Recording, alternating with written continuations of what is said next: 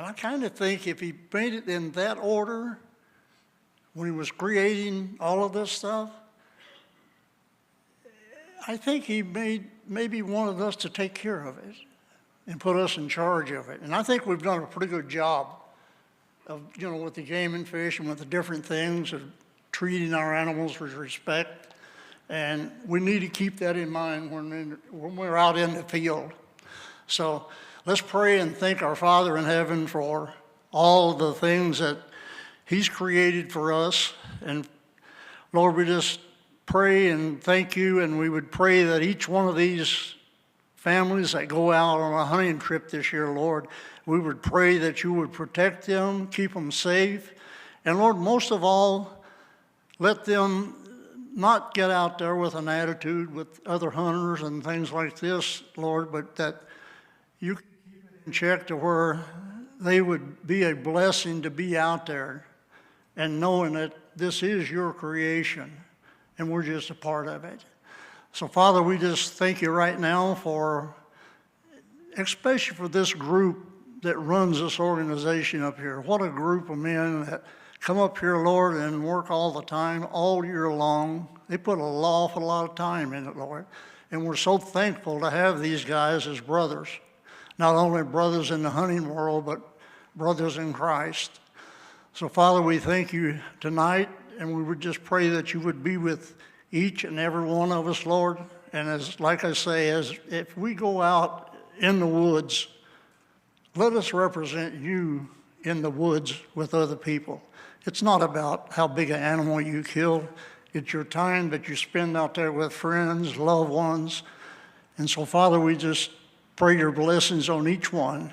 And we ask all in Jesus' precious name. Amen. Amen.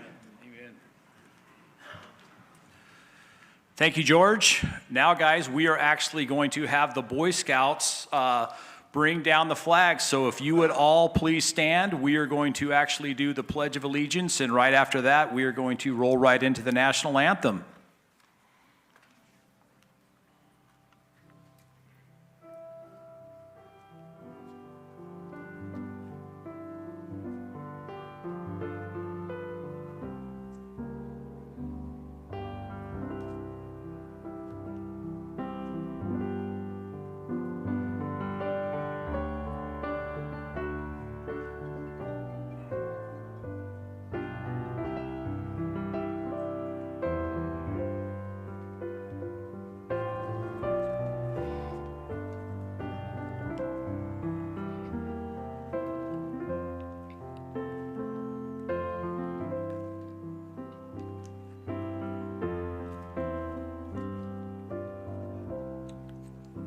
Please join me in the Pledge of Allegiance.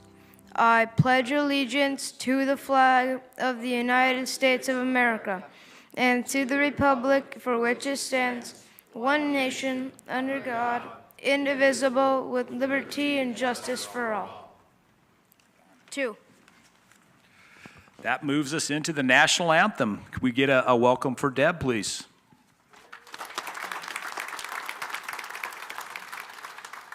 Oh, say, can you see by the dawn's early light what so proudly we hailed at the twilight's last gleaming, whose broad stripes and bright stars through the perilous fight o'er the ramparts we watched were so gallantly streaming, and the rocket's red glare, the bombs bursting in air, gave proof through the night that our flag was still there. Oh, say, does that star-spangled banner yet wave?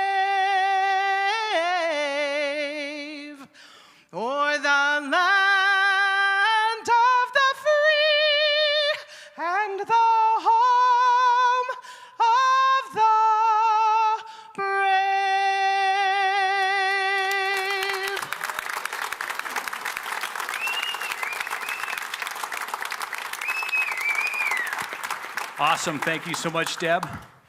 Guys, everybody can be seated right now, but we would ask for the veterans to remain standing or at least lift up your right hand. We are going to be giving you guys stuff. The Boy Scouts will be handing out some red, white, and blue bracelets, and make sure you all get a ticket because we're going to draw a winner for a 6.5 Creedmoor.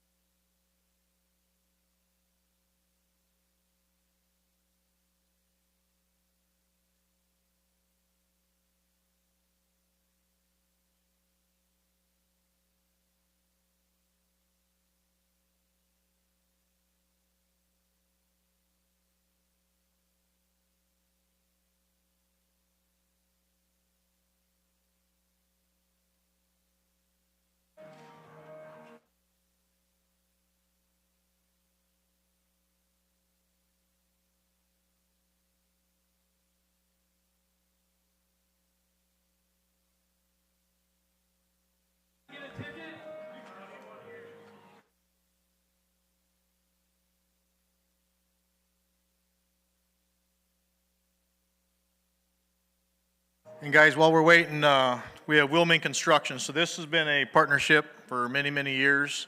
And for the last 3 years, they said, hey, we want to impact our veterans by giving away a rifle. And that's where the 6.5 giveaway is. So I just want to thank Wilming Construction. They've been a big supporter of our community. You're going to see some other things that they do. But it's amazing when we think about, you know, a construction company and their impact of the community. So you want to say anything as it relates to kind of what we do? No, we appreciate, first and foremost, thank you to all the veterans for everything you do, the sacrifices you make. Definitely does not go unrecognized.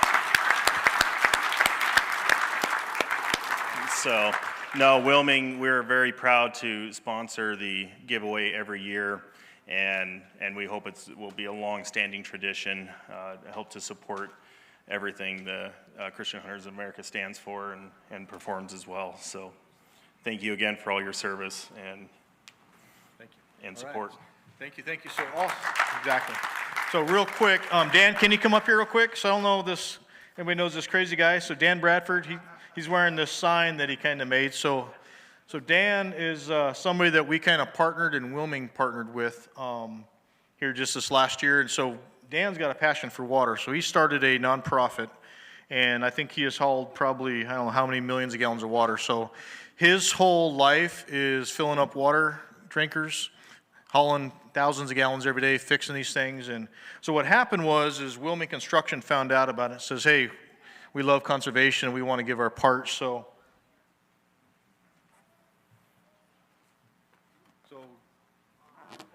Wilming Construction donated $10,000 in the name of water. So they did this back in May. So the idea, what Wilming said is, hey, we know that May, June, before the monsoons come, all of our waters are drying up. So they basically covered Dan's cost to make sure that there's tires, there's fuel, there's all the maintenance, plus we have to buy water. So I just wanted to publicly say thank you to Wilming Construction and to Dan for a job well done, because truly they're out there making a difference for our wildlife. So thank you guys.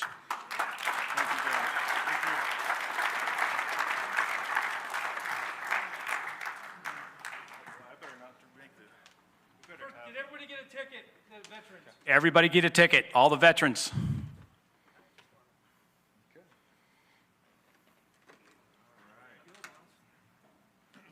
right, let's see who the winner is. He's getting it down. All right. So the lucky ticket number is 055483.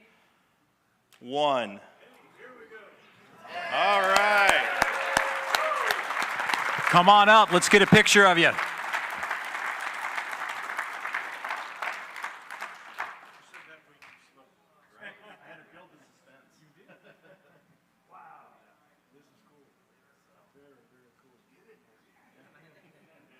gentlemen, smile. Bring the barrel down a little bit. I got right over his eyes. There we go. One more.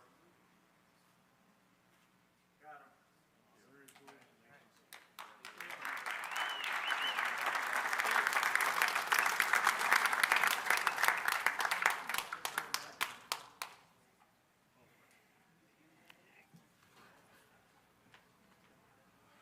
With that, guys, we also, we love families here. We do a lot of family stuff with the community service, things that we do for other people, but most of all, we're big on families. We do a lot of fun things with the families, and we like to recognize the kids, man. So right now, we would like to have all of the kids come up, and if you are 17 or under, come on up, because we have 3 different rifles we're gonna let you pick from, and we're gonna give you a ticket, and we're gonna draw those winners right now.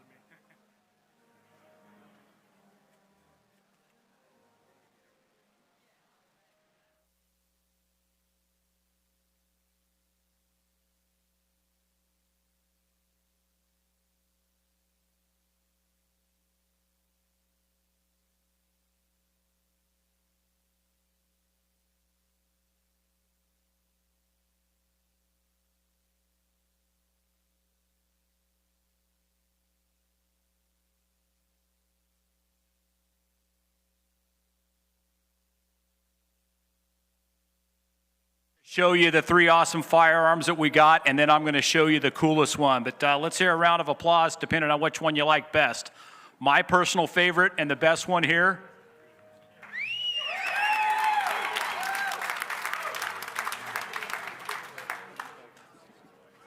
That is a Savage Rascal, guys. Fantastic gun for the new or younger kids. We've also got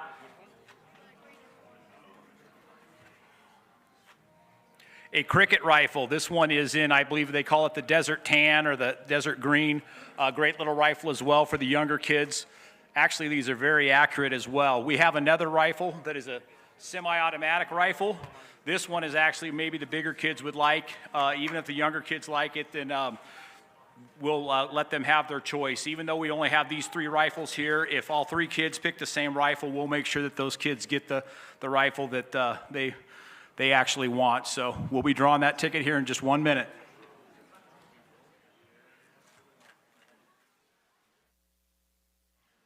Parents, if your kid actually, his number is called and he's a youngster, she's a youngster, you might want to come up with them and kind of help them pick. We will be taking your information with name and stuff like that, and then we'll get in contact with you. If you could give Howard your information, we need a name and a phone number, and then we'll let you know when that stuff can be picked up at Sportsman's Warehouse.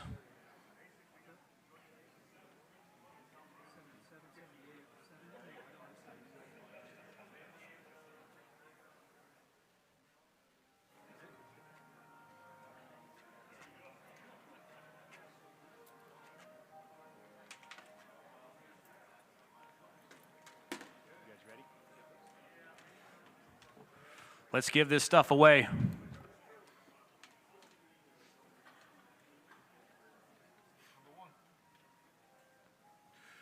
Winner number 1, ticket number 0934364. 64.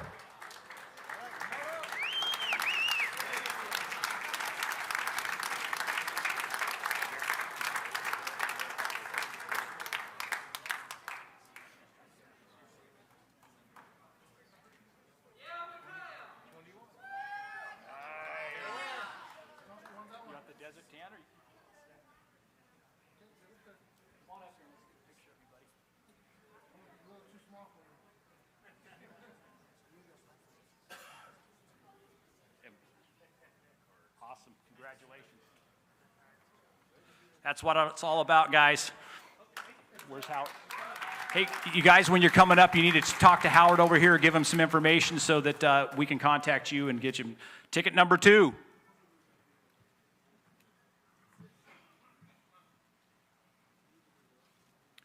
Zero 934-368. 68.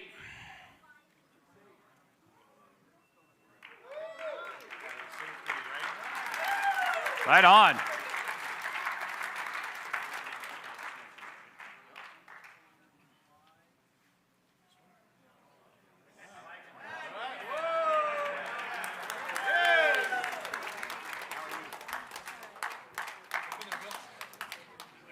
Awesome, congratulations.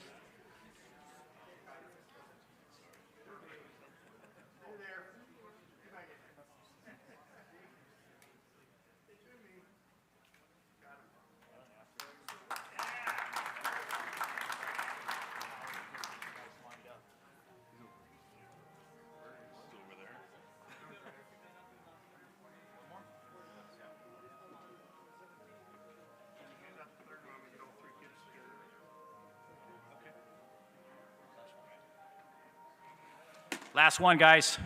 Ticket number 0934366. 66. All right, another scout.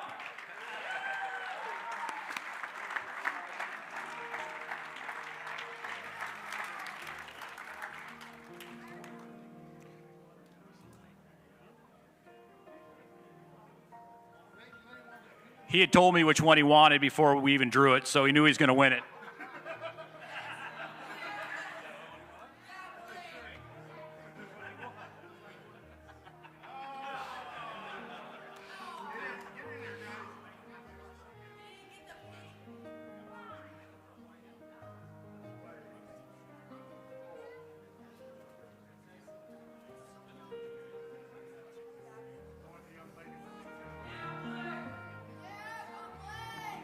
Can the young lady that won a rifle come up? Let's just get a quick picture, please.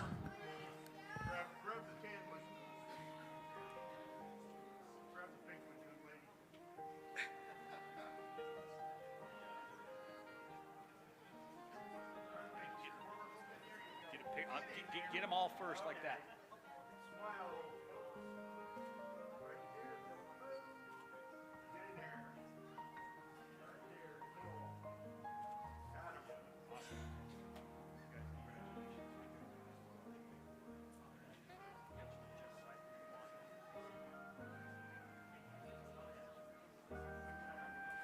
That's what it's all about, the kids right there, guys. And with that, I think we are ready to, and a special thank you to Sportsman's Warehouse. Sportsman's Warehouse made that possible.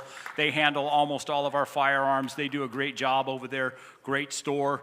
They really take care of us, so thank you to Sportsman's Warehouse with that. And with that, we are going to turn it over to the MC Master, Russ Richardson. Thank you. At one point tonight, I will be an auctioneer as well, so you can add that to my my list. So welcome. How's everybody doing? Yeah, we got some fire. It's hot out there. But when I always think about the hot summer, it means it's almost elk season, right? Grandpa got here in 1960, and the other day he said, you know, everyone's talking about how hot it is. He goes, it's been hot since 1960. It's always hot. We get it. But it's almost elk season, and my name is Russ Richardson. I am a third-generation elk hunter. And I love elk hunting, and I think a lot of people in this room do too. For me, the biggest thing that I love about elk hunting is no matter what's going on in your marriage, no matter what's going on at work, no matter what stress you got going on, no matter what pressure, no matter how much money you have, mid-September, you can get in your vehicle, drive to northern Arizona, pull off on a dirt road, 2 in the morning, park your truck, whether it's a brand new Super Duty or a 99 4Runner, cut the engine, walk out, and you can just listen. And you hear elk being elk. no matter what technology, no matter what trail cameras have done, no matter what UTVs, no matter what range-finding bow sites, not even a global pandemic has caused elk to not be elk. And it's awesome. Every year I go elk hunting, and I've been hunting elk. I'm almost 40. I've been hunting for 30 years. I've had 4 elk tags in Arizona, but I've been on 100 elk hunts. And I'd encourage you, if you're counting on going elk hunting when you have a tag to be the only time that you actually go elk hunting, you're going to be going many years in between hunts. Find a friend, find family members. Join CHA. I'm looking at a guy right here in the front row that's a board member and hosts the CHA podcast and is extremely active, been on lots of hunts, shot a whole bunch of stuff in the last 10 years. And I remember my dad and I taking him on a mentor hunt and watching him shoot his very first animal in a javelina. And now he's on the board of CHA and is an active outdoorsman and sportsman. If you've never been part of CHA and you just came here tonight to learn about elk, that's awesome. We do something every month. It's about fun, fellowship, outdoors, and Jesus Christ. And we just have a lot of love here. We give it to you no matter where you're at on that spectrum. So I'd encourage you to get involved. Audience participation tonight. Raise your hand if you've killed an elk. Yeah, that's what I'm talking about. A lot of protein. Okay, we're going to have a little more fun. Raise your hand if you have an elk tag this year. Yes.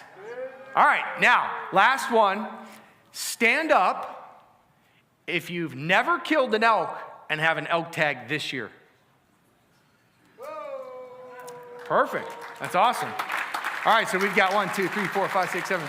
We've got over a dozen.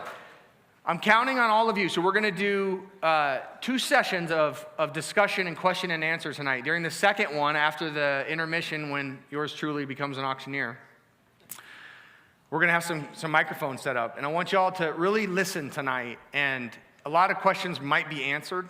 We're going to focus on 2 main categories of the discussion tonight. And the reason we did it this year is, today, I've been following my dad across the country doing elk seminars since I was this big.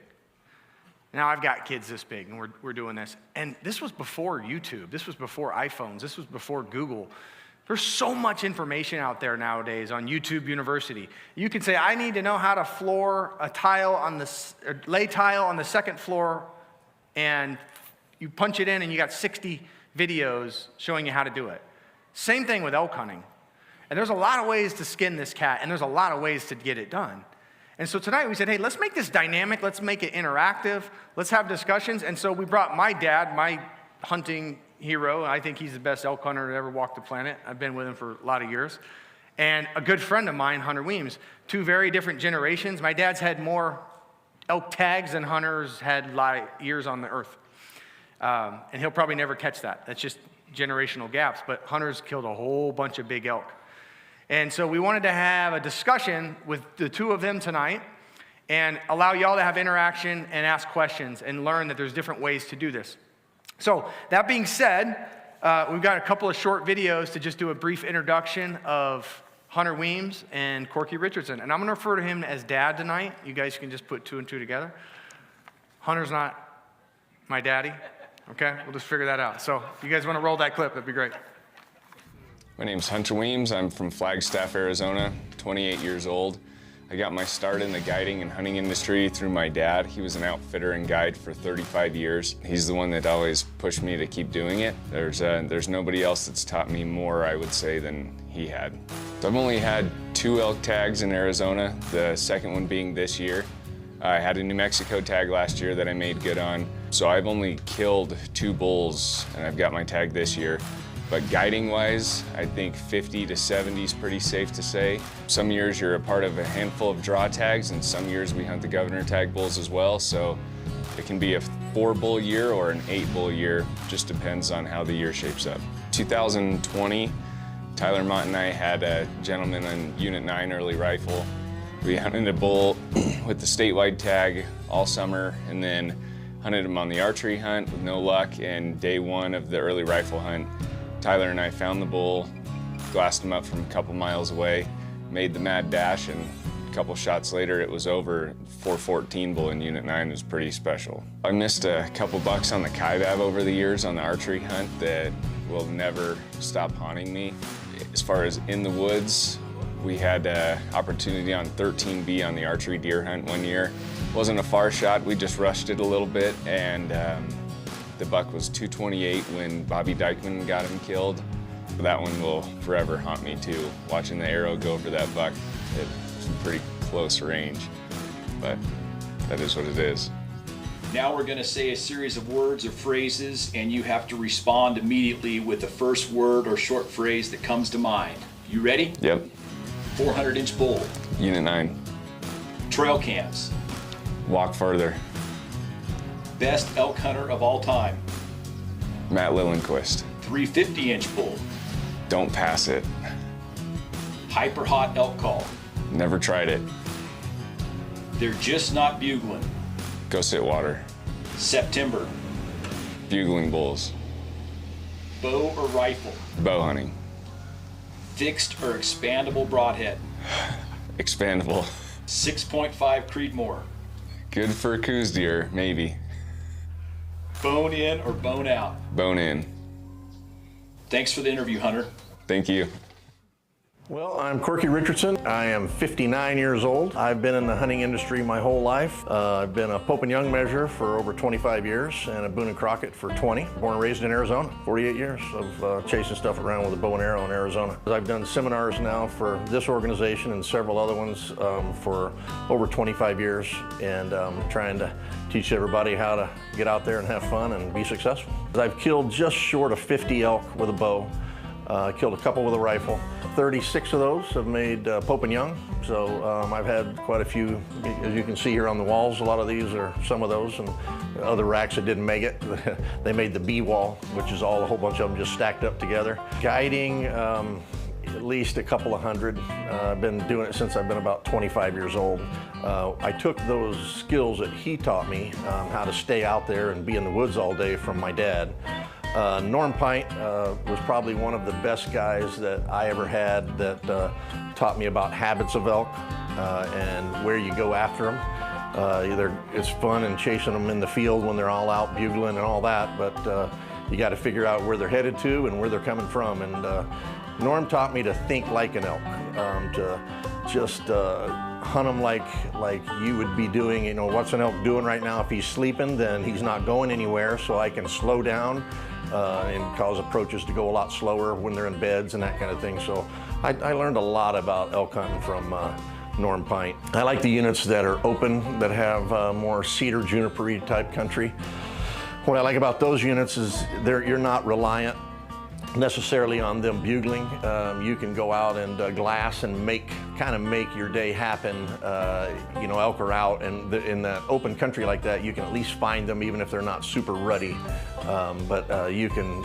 That's what I would choose, but I do like that early bull season. Single greatest memory I've ever had was I was on a bull at one time that I thought would have been the new world record in Unit 9. We had 3 of us in camp, my dad, my son, and at that time my wife. They all killed an elk in the first night. So my single greatest memory was also one of my single greatest memories of the one that got away. And I thought it was 55, 60, didn't use a rangefinder, shot, went just over his back. The bull ran into a bunch of jack pines. They were screaming and going nuts in there, and so I ran up to the jack pines and thought he was coming to me, and I was on my knees, and here he came just a screaming. At least I thought it was him, and I ended up shooting about a 320 bull. Good lesson there. I walked over to that bull, threw my pack on it, and it was dead. I shot it well, and it was dead, but I'd shot the wrong bull. I didn't shoot the one I wanted. I looked, and my dad was back about 100 yards watching me. Walked over to him, and I said, I can't believe I did that. And Dad said, you know, he said, you just need to think that through a little bit. And I told him, I said, you know, Pops, I need to apologize. I said, I just showed myself, as we call it from Kentucky. I made a show of myself by acting ungrateful, you know, and just to be out there in the woods with my dad and being able to pursue these animals, that was really the most important thing. It wasn't with the size of the rack. Yeah, I'd have liked to have killed a 400. We all want those.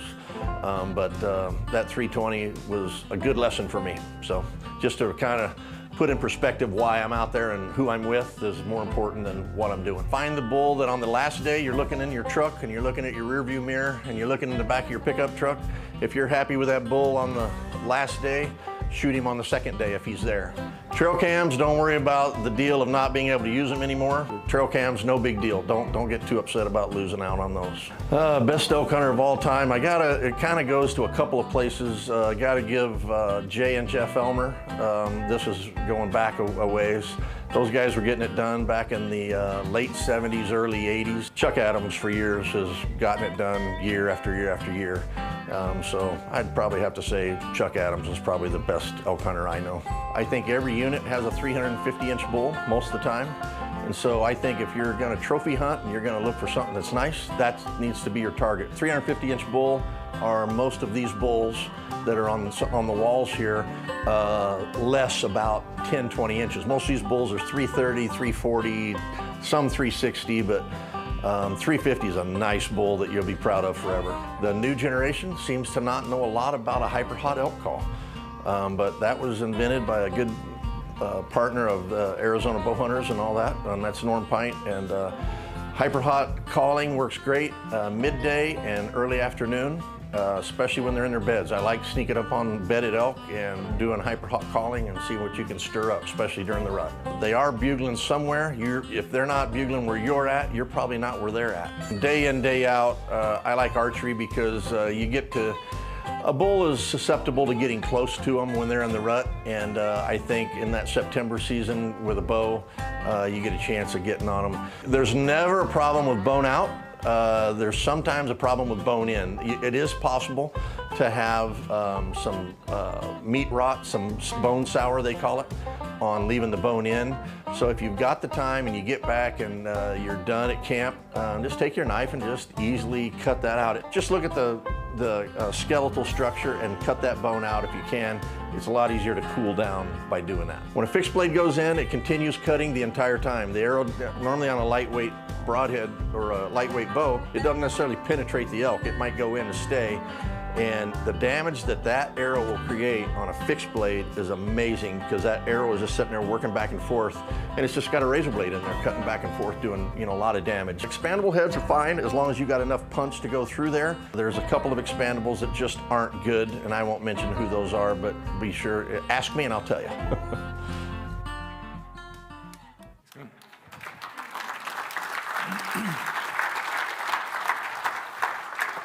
All right, so as we were putting this together, we sourced a bunch of questions early on online, and it kind of came down to two main categories. How do you find elk, and how do you kill them?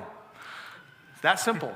So to start this off, Dad, we'll respect our elders, Hunter. If the audience hears nothing else tonight, and you were to give them 2 tips for how to be a successful elk hunter, just right off the bat, what are the 2 things that you would want people to hear you talk about tonight on being successful? And we're gonna go, yes, success is being with your family and stuff, but success in punching your tag. You gotta stay out there, so you can't go and have 1-hour hunts in the morning and 1-hour hunts in the evening. You gotta hunt them all day. Stuff happens during the middle of the day. Other hunters stir up stuff and create things that happen. And as far as finding elk and that kind of thing, you got to check water. Every elk's got to have water. And if I were in a new area, the first thing I want to do is I want to find out where the water is and what the water sources are. So, Hunter, how about you? Same thing. I think for me, preseason scouting, even if you have a couple days, checking water's got to be huge, but you have to learn how to play the wind. Elk see well, they hear well, but they smell extremely well. So the only way you're going to kill them is having your wind right. If you don't have that, you're going to be busted long before you're within range, even with a gun. Got it. Speaking of, you mentioned summer scouting. It's summer now. It's a great way to escape the pines. If you guys, let's think about this, and we want to, raise your hand if you have a September tag, an archery trophy tag when they're bugling. And late tag? November timeframe? Okay, good. We got about a 50-50 mix. So we'll think about this from both ways. Let's start kind of around the September early hunts. How are you spending your summer? You've got every weekend for the whole summer. What are you looking for? What are you doing during these hot months leading up to your hunt?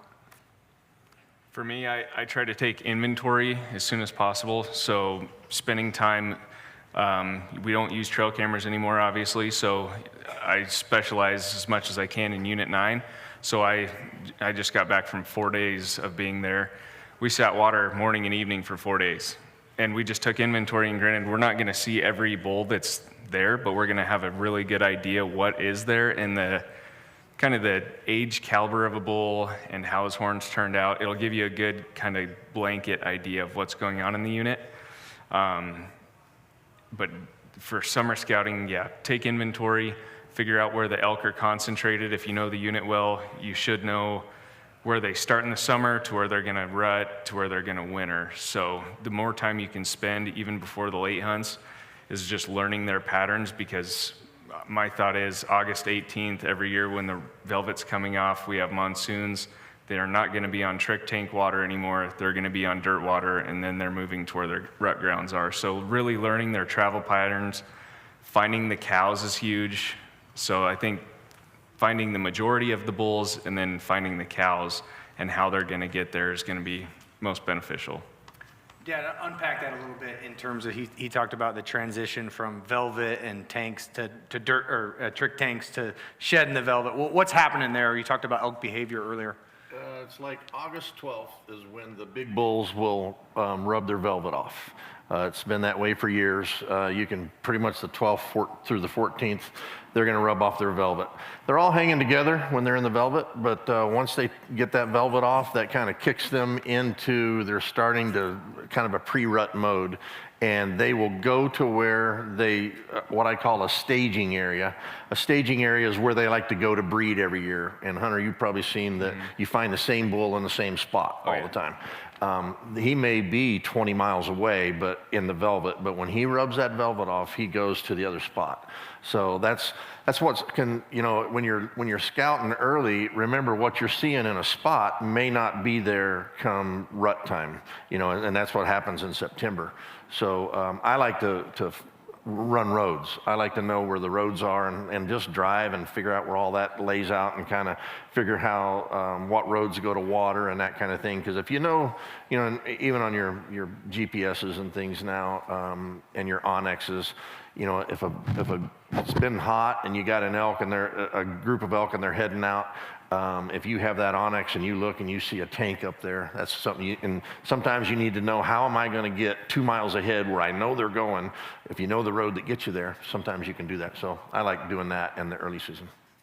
So when you both hit on the fact that, you know, and this came in a couple of questions, people said, hey, I found these big bulls, and then the hunt came and they were gone. What are you looking for to help you find where they're going to be? Let's say you haven't had the years of experience that you guys have, and, you know, Hunter, you know a big bull may be 20 miles away and you know where he's going to rut. If you're a first-time hunter and you don't know where they're going to be, what are you looking for to help you paint that picture? I mean, it's a crapshoot. You're hunting an animal in its own element. You know, the bull that you guys were hunting last year in Unit 9, he moved 15 miles from where he was in velvet to where he rutted, but that area has always been good during the rut, always. Cows are always in estrus, they have water, they've got everything they need. So to pick and say one bull is gonna do this, for sure he's gonna go this direction, is really hard to say, but you can eliminate country that doesn't have cows, that doesn't have water for them to wallow in.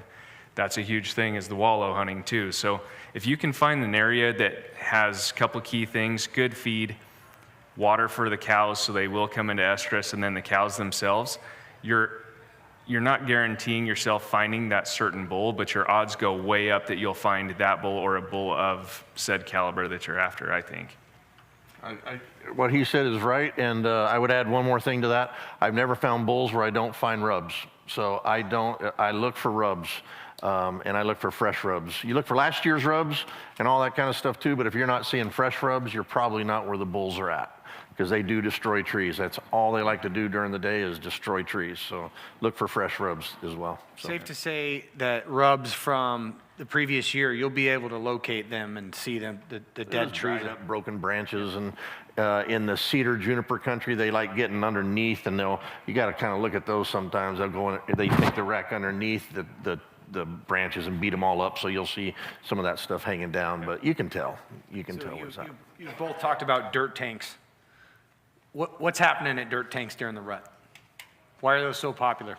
Mud. Yeah. They're trying to cool down. Elk's temperature goes up about 12, 15 degrees, and a bull does, and he needs to cool down somehow. So he'll, and like Hunter said, you know, you on your Onyx, you see a map, you see a water hole, but if you can find a mud hole somewhere that's not on a map, I'd rather hunt a wallow than I had a water hole, because water holes are popular, and you're gonna be competing with others on that. Yep. But not necessarily a wallow that's off of a water hole, you know. I like a mud hole, so. Yeah, I agree with that. The wallows are key. When the elks stink in general, in the rut, they really stink. If you've ever tried to gut an elk during the rut, you're going through at least one Havilon blade. It's just matted up mud and elk rut things. So, it's a true story. So they want to do that. You know, it's the time of elk love. So they go to these places where they can have cows, they can cool off, and also douse themselves in their pheromones, I guess, to make them more attractive. Dad, you sit in a water hole, you're ready, you've got a great tank, you know it's gonna be hammered. Buddy had it the year before, a week before the hunt, Mr. Monsoon comes and destroys the unit. It's mud and water everywhere. Now what do you do? You know, it's a habit that they've formed. They still go there because a lot of tanks, a lot of the ranchers out there where the water tanks are, those water tanks are there because of ranchers most of the time, especially the dirt tanks. They're there for cattle. And where that's at, they got salt. And that salt has dissipated over the years down into the ground, and elk love salt, especially the cows. I see cows on salt more than I do the bulls, but the bulls visit the salt because that's where the cows go too. But it's still a habit for them. It's still a good point of reference to be near, is a water hole, whether you got to swim to get to it or not. You know, I took a guy antelope hunting one time, and his blind the day before was great. It was off 20 yards off the bank, and I took him the next day after we got a 3-inch rainfall, and I said, "You see that little camo thing out there in the water? Yeah, that's the top of your blind." So yeah, it kind of messed him up a bit. Where do you guys see hunters, new hunters, even veterans making a mistake in the summer from a scouting perspective? I think planning on a videoed a bull that I'm gonna shoot right here. Because, I mean, Unit 9, the bulls that we videoed this last week, I know for certain, I can't say for certain, but I'm 90% sure that those bulls will not be where I videoed them this week. They just moved to go rut. So I think if you get fixed on one thing, and when we did the podcast a couple months ago, that was something we talked about, is knowing that they are going to move. And granted, we have hunted bulls from when they started sprouting their velvet and their sheds were laying within half mile of the tank, and we've hunted them there during the rut, through the late hunt. We've hunted them right at the same spot. But I think if you put all your eggs in one basket and don't give yourself the chance to canvass the unit, you're doing yourself a disservice. Dad, if you had a choice between the week before the hunt or every weekend for the 2 months prior to scout, which would you choose? I'd spend a week before the hunt, because it doesn't matter what went on to me in June and July. I'm interested in mid-August on, you know, because you got to hunt them closer to the time that you can actually go. And if I had, if you had 4 days to hunt, right, but you had 7 days off, I'd want 3 days to be before the season. I want to be on my game at the very first day. I don't want it to be a learning curve, and that's become important lately. You know, is to be on that. So the ruts varies, you know, as far as this, you know, the severity of it, and you know whether you can call in bulls and all that.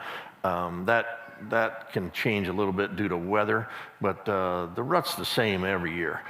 Folks talk about, you know, the rut, they're just not bugling. They are somewhere, they're just, you ain't where they're at. You can't hear them, and I can't hear them anymore anyway. And a lot of you guys that have hunted with me before, you know that I bugle and I look over at them and they're all like, you know, smiling, and I'm going, what? And they, you didn't hear that? I'm like, no, but this is a group effort. So if you heard it, then I can't. Yeah, I think being friends with Ted Nugent for 30 years may have had a little bit to do with that. So anyway. So I will say this. Since one of the keys that I'm going to let people know, a tip that my dad taught me years ago. It's illegal to shoot an elk at night, but it's not illegal to hang out with them all night. And I know Hunter subscribes to this because last year at 2, 3 in the morning, when I was the only truck out, I'd be driving by looking and listening for elk, and I'd see another truck, and a guy with a fantastic mustache was driving it. So talk about that a little bit, Dad, if you would, on the what's going on at night specifically. At night's when most of the breeding and stuff's going on. They're going to their staging areas. They're going, and a staging area is easy to find. If you look at where water and woods and heavy cover are, it's the open area. It's normally the field with the tank down at the end of the field, or, you know, at the end of the meadow. It's open areas. They like to go to where they can see what's going on, and they see at night. You know, you got to remember that they can know what's going on. They see a little better than we do at night. But it's the staging area, and that's where they're rutting. So, and they're very vocal. They're just nuts, and it's amazing. And I know, Hunter, you hunting 9. You've been out there in the middle of the night, and it gets that 4:30 time, right? 4:30, the lights in the east starts to just start getting a little bit light. And what do you hear with that? You hear nowadays you hear the quads. You hear the quads. And those elk are screaming, just going nuts, and you're kind of a little bit afraid that you were out there, right? I mean, sometimes when they get to busting them racks and stuff at night, you're like, oh, this is nuts. And you can't have your weapon with you, you know, because that's a little bit hard to explain to the game warden. No, I'm just waiting for a little longer, you know, you can't do that. So I always leave that back at camp. But sometimes when all that's going on, and then when they hear that first quad, brrr, nothing. Crickets. They didn't go nowhere. They're still there, but they just shut up because they know that they have correlated that sound with people running after them and doing whatever they do. So, yeah. And then you got to learn where they go to, and that's your deal. You can't hunt them in the edge of those fields or in those fields. That's a big mistake I think most hunters make. They'll hear them in a field and they're all going nuts, and at the edge of the crack of dawn, they'll see them in those fields. But really what you're seeing is a bunch of yellow butts headed somewhere, and that somewhere is where you have to figure that out and be there and let them come to you. So, All right, Hunter, I have an extremely important question. So Hunter has a Unit 9 trophy bull tag. You're going to scout a lot. Right. Top 2 scouting snacks. Go. Definitely beef jerky and flaming hot Funyuns. Flaming hot Funyuns. Nice. Dad? You got to have Cheetos and barbecue sunflower seeds. Oh, nice. You heard it here, folks. Okay, so let's talk scouting. We're still finding elk, but our bellies are full. Thanksgiving is over. The late hunts are starting. Or you just finished your late archery hunt the week before, but that's a very small tag. I know we have a few folks here I know for a fact. So what's different in terms of your scouting and preparation for these later hunts versus these trophy September bugling hunts? I think it's glassing intensive. So scouting to me goes more to the glassing, finding a bull that's just finished his rut and he's going somewhere to relax and build his body back up. He's going to want to feed a lot. But somewhere you have a rifle, unless you have the late archery tag. But if you have the late rifle hunt, find a bull that you can shoot. If you find him, find a way to get him killed, but don't go looking in areas that you can't shoot across or anything like that. Go find a spot that you know that you can accomplish the goal once you've accomplished the first goal of finding an elk. So I think they go to nasty canyons, in my opinion, just because, or really thick areas, somewhere they're not going to get messed with. They just spent 30 days getting obliterated by other bulls and chasing cows around, they need to rest and recoup their bodies or they won't make it through the winter. So, Dad, talk about the behavior of elk on what he just walked through. Now they're in nasty. Like, what on the behavior side of things? What's happened? What's going on? They're often, get your map and find where there's not a road going to, and there's some canyons and draws and cover and feed. And that's where you got to figure out where to get to. I can tell you that like 5A and 4A and all those roads that go out to points, that's where you're going to need to go. That's where you're going to need to start from and get out on those canyons and find out where it's rough. And they're in recovery mode. They're wore out. They're partied out from. They've lost 150 pounds during the rut. They're skinny. You're not going to see these great big fat-bodied bulls. They're down. They're skinny. Some of them look horrible, but that's because they've been partying for 30 days and not eating or nothing. They're just chasing girls. They got a pretty good deal. Hang out with your buddies. They hang out with boys the whole year, and then they just come together when it's girl time, and then it's like, all right, we're going to fight during that time, but other than that, we'll get back together.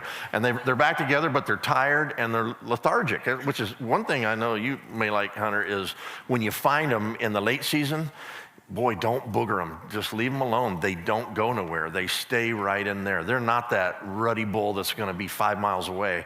He's going to be within 300-400 yards of that spot next weekend, too. So once you find them and you locate them and move around, don't count on, all right, I got 2 bulls found over here on this little point. You got those, go find some more. And then that way you can adjust your hunt depending on, what kind of pressure they get. So when is the time of year do you really start hammering in terms of scouting for a late hunt? Like, when's the right time to start looking for those bulls? When do they begin to start heading to those canyons and going back? And then as a follow-up, do you find in the summer when they're all in velvet and bachelored up that they're in the same spot as they'll be in the late season? Or is it a little easier stuff? I think that they know where they were safe all summer, so they're headed back there in that same general area. But they rut. I'll put it, for example, in, I think it was 2016, we had a bull on trail camera in Unit 9. He lived in the far northwest corner of the unit. He summered there, shed his velvet there. It was September 4th. I got a picture of him about 10 miles away. September 6th, I had him another 6 or 7 miles away. And then in 7 West, one of my friends was hunting there, and he sent me a picture of that bull that came from the farthest opposite end of Unit 9, and he's in 7 West, and he's very identifiable with his character. He lives through the archery hunt. He shows back up in Unit 9 October 6th, October 8th, back where he was summering, and then he got killed on the late hunt on the Supai Reservation. So his movement pattern was over 100 miles. But when he started going back to where he was in that late hunt time period, which theirs is after our late hunt, he was that end of October, and he was getting where he felt safe again. So I think the end of October, beginning part of November, you're going to see the transition from the rut zone back into where they are going to shed their antlers and kind of recoup. But obviously, the 5-7 days before the hunt's going to be the most crucial, because they should be there where you're going to hunt them by then. Yeah, in a lot of the late hunts, you can't glass everything.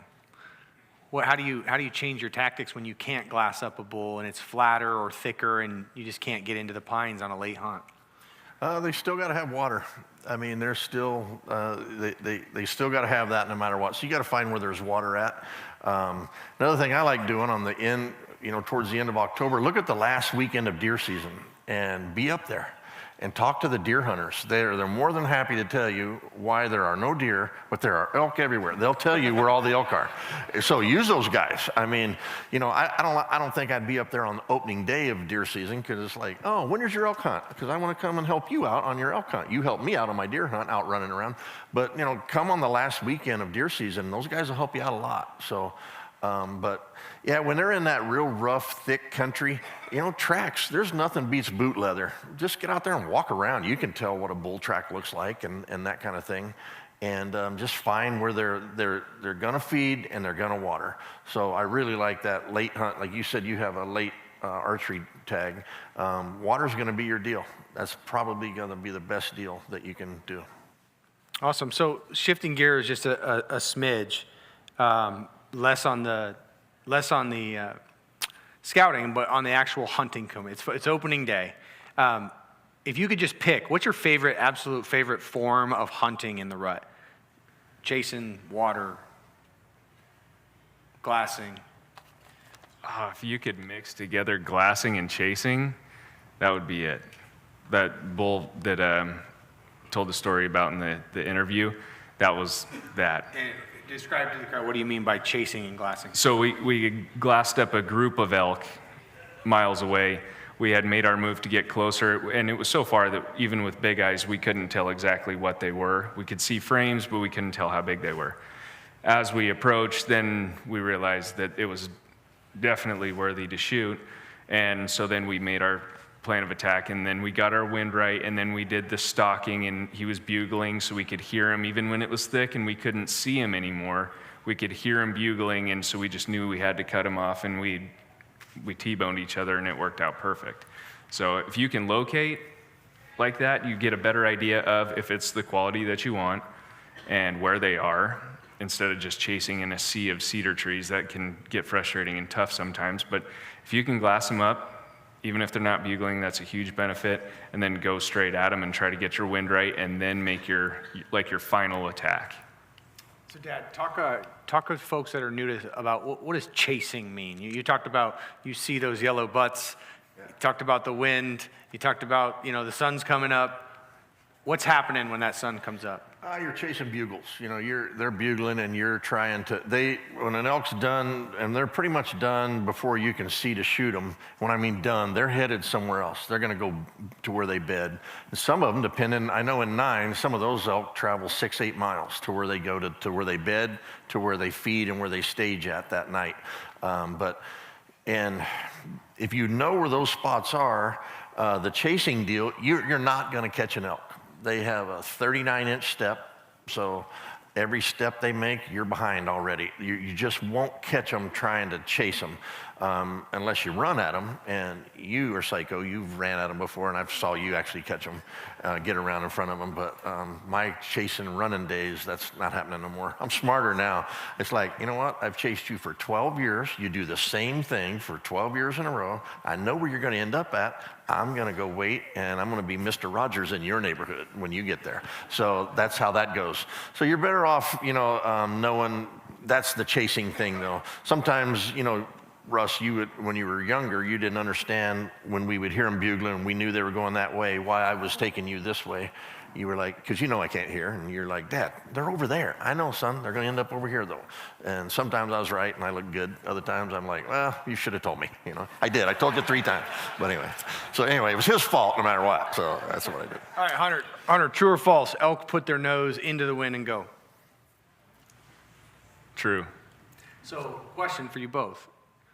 If elk are always headed into the wind, and you both just told me I've got to get in front of them, they now smell me. How do you solve that, elk hunters? The old T-bone. That when they feed it, to me, it's, an elk, when he gets up in his midday, he's got to change his bed when the sun starts hitting him as the sun goes over. He's going to get up, nose into the wind, smell if he's walking into danger, and then move that way to his next bed. We've killed a lot of bulls that way. If we can see the cows, we can hear the bull over here, we've got our shooting lane, we know that he's going to get up, and when he goes to his next bed, gets repositioned, he might not come all the way to our shooting lane, he might just rebed on the tree he's at, but if he's going to go anywhere, he's likely going into the wind. But you've got to get in a position where your angle is, and sometimes it's risky, I'm sure we've all been busted by elk, where your wind blows by them, not into them, but by them, and you have just the right angle enough to where you're safe. Yeah, Dad, growing up, you've called it just loop after loop after loop. explain that. You're coming to the edge. You can't get directly upwind from them, but you're always edging them. And you got, we wear those puffer things out, those deals for liquid smoke they got. You're wearing that out all the time. And once you get to where you hear them or see them and you know they're coming up this way and you're on that edge, it's all about edge hunting. You can't go around and get in front of them and let them just come right in. They're not going to do that. I may have misled you on some of that, but it's about hunting that edge. You're always pushing that edge. And we're not allowed to use scents anymore, right? No. Okay, but if you see, if you see where a cow elk, if you see one urinate or something, go over there and put your knees and your clothes in it and rub it around. And I'm serious. I mean, because that way that's the best scent you can possibly do. And don't wear your camo when you're back at camp, because an elk, like we eat a sandwich, an elk smells bread, lettuce, tomato, mustard, mayonnaise, which they should never be mixed, but anyway, they smell individual little things like that. So make sure that when you get back, drop your camo off, and I like a bag sitting on camp, and and in the bag you got sage and maybe pine limbs, whatever's around there, put that in a little bag and punch a bunch of holes in it, and then put your clothes in the big bag, and that keeps the scent off of it. So, because they don't need to smell fried eggs and chicken and whatever else you've been eating. Yep. But it's like Hunter said, though, they got a nose on them that long, they're going to smell. But we're going to talk about scents, but because I used to wear out those scent bottles, but you can't do that anymore. So we've talked about, we found elk, it's hunting season, frat party at night. They're going crazy, doing all kinds of terrible elk things. And then they are, in the morning, heading to their bed, and you've managed to kind of keep up with them, so to speak, right? You're there. They're now stopped. They're in their beds. Describe what the beds are for elk and what's going on. And we're talking still in the rut. Beds are just a spot where they're partied out and they're going to lay down. And it's normally the cows that'll lay down first. And the bull in the rut, he'll go try and get them up all day long. And there are so many opportunities to shoot him when he's doing that, because he's traveling around. And if you're going to sleep, take you a little bitty tarp or whatever and sleep in the woods. All you do is go back to camp, and you eat a sandwich and you sleep, right? And you wait till the afternoon. Do that out there. You spend all that time knowing right where those elk are, and then to leave them in the bed, that doesn't make sense to me. But there's all been the kind of opportunities that happen midday, and especially on the glassing side, where, Hunter, you said you like to glass them and all that. Boy, we learn, I'm always learning on this elk, and you hunted with some young guys, the ground pounders, and those are the glassingest kids I've ever seen in my life. Those guys stay like this all day long, and it's hard. It was 105 degrees when you were hunting Jim Beam, and they're sitting there all day long like this, and in midday, that bull's going to get up because the sun is right on him. He's got to get up and move, and they look like a beacon when they're doing it. And you'll catch him. He's like, there he is. And then you can get a little closer. And you got to watch the wind again too, but you got to stay with them. Good things happen when you're out there with them.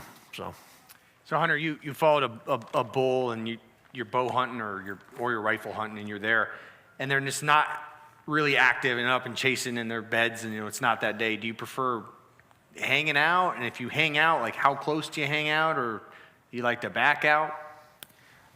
I'd go about it two different ways. Kind of depends on the situation. If it's a single bull by himself, to me, I get really, really aggressive. I get into a comfort zone where I'm so close to the bull that he has to come check me out like he has nothing to lose. It's not that much energy to come check me out and see what I'm doing.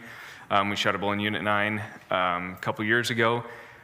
We watched him walk across a big open burn area. He goes and he beds down. You can hear him, his bugle changes. He's just growly in his bed, not really vocal. So we got the right wind. We set up, had the hunter sit down. I backed up 100 yards from him, and I had my cow calls going. I was bugling. I was beating the crap out of a tree with a horn. It sounded like a party. And the elk and I had talked back and forth into bed. And then I made it, in my mind, my elk-speaking mind, I made it seem like a bull had come in and was riling up that cow that he had talked to before he went to bed. So I got him excited, and it took about an hour and a half. And I started moving away, and that, fear of missing out, the FOMO, elk have it too. He wanted to come check it out and see why the cows were going with the other bull. Came out of his bed, we shot him at 40 yards. I've also had it where you sneak in and you just soft cow call, and just every 15 minutes, just 1 or 2 soft cow calls, and the bulls will, again, feel like it's not too much energy to come out of the bed and go check it out, and they'll just slowly meander in. They might come in silent if you're doing that, just to come check you out, but if you rile them up, you should get some sort of response. Have you had them where you blow that call and they run out of the unit? Yeah. Hey, that's one thing we haven't talked about, is calling. And when we all think about elk hunting, we think about calling in elk, right? That's the exciting thing. Between the two of you, you guys have guided and killed and outfitted hundreds and hundreds of elk. Of the big bulls you've killed or been a pellet, how many of them would you say you called in? Maybe 4. I was gonna say 4. So one of the questions that came in was, I've been having a lot of fun elk hunting, and I feel like I'm pretty confident with my calls, and I can't call in the big bulls. Unpack that for me. Welcome to life. It's not going to happen. I mean, you're going to call in satellite bulls, and there's something about, maybe there's a couple of days there, and I'm going to tell you it's September 21st, 22nd, that you can call them. You can get those big boys to come in. And that's when about half the cows are in estrus, and he is out of his mind. He's running around just trying to keep all the other bulls out. Then you can actually probably call one in. But problem is, season opens on the 14th, and most people have shot before that time.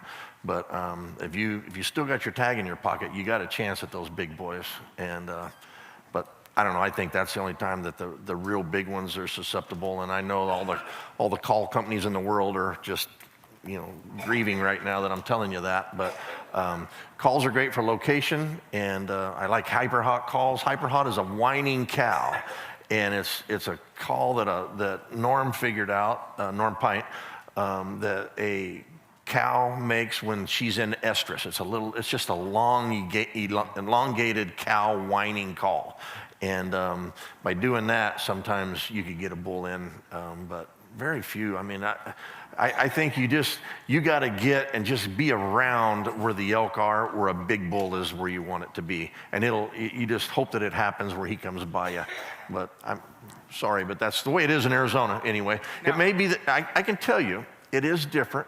And you and I have hunted in areas that have almost no elk pressure. Cow calling and all that works great. But remember, in Arizona, you can get pretty much where most of you have tags, people can drive to.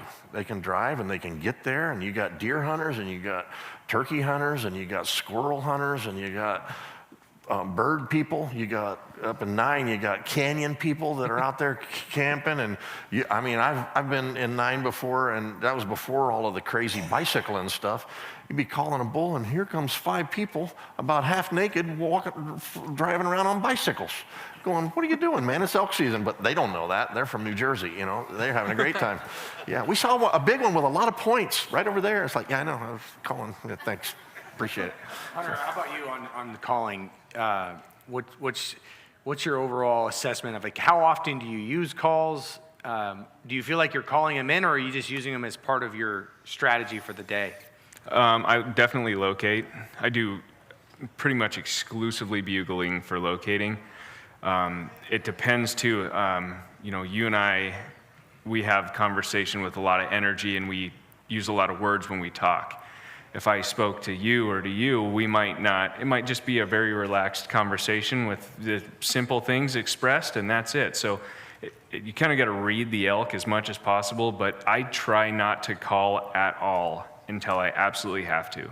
Because when you make a sound, if somebody snaps their fingers in the back of the room, we're all going to look. So if you can get into that comfort zone without making a sound and let them do the talking naturally, then you've got into that point where I believe that you're so close when you make a sound, trying to call them in, that it really expends no energy for them to come and check you out to see if he wants to add you to the harem. So I try not to let anything know that I'm there, try to, sneak like a ninja, like, Matt Lillenquist with carpet on the bottom of his shoes, the guy's a ninja.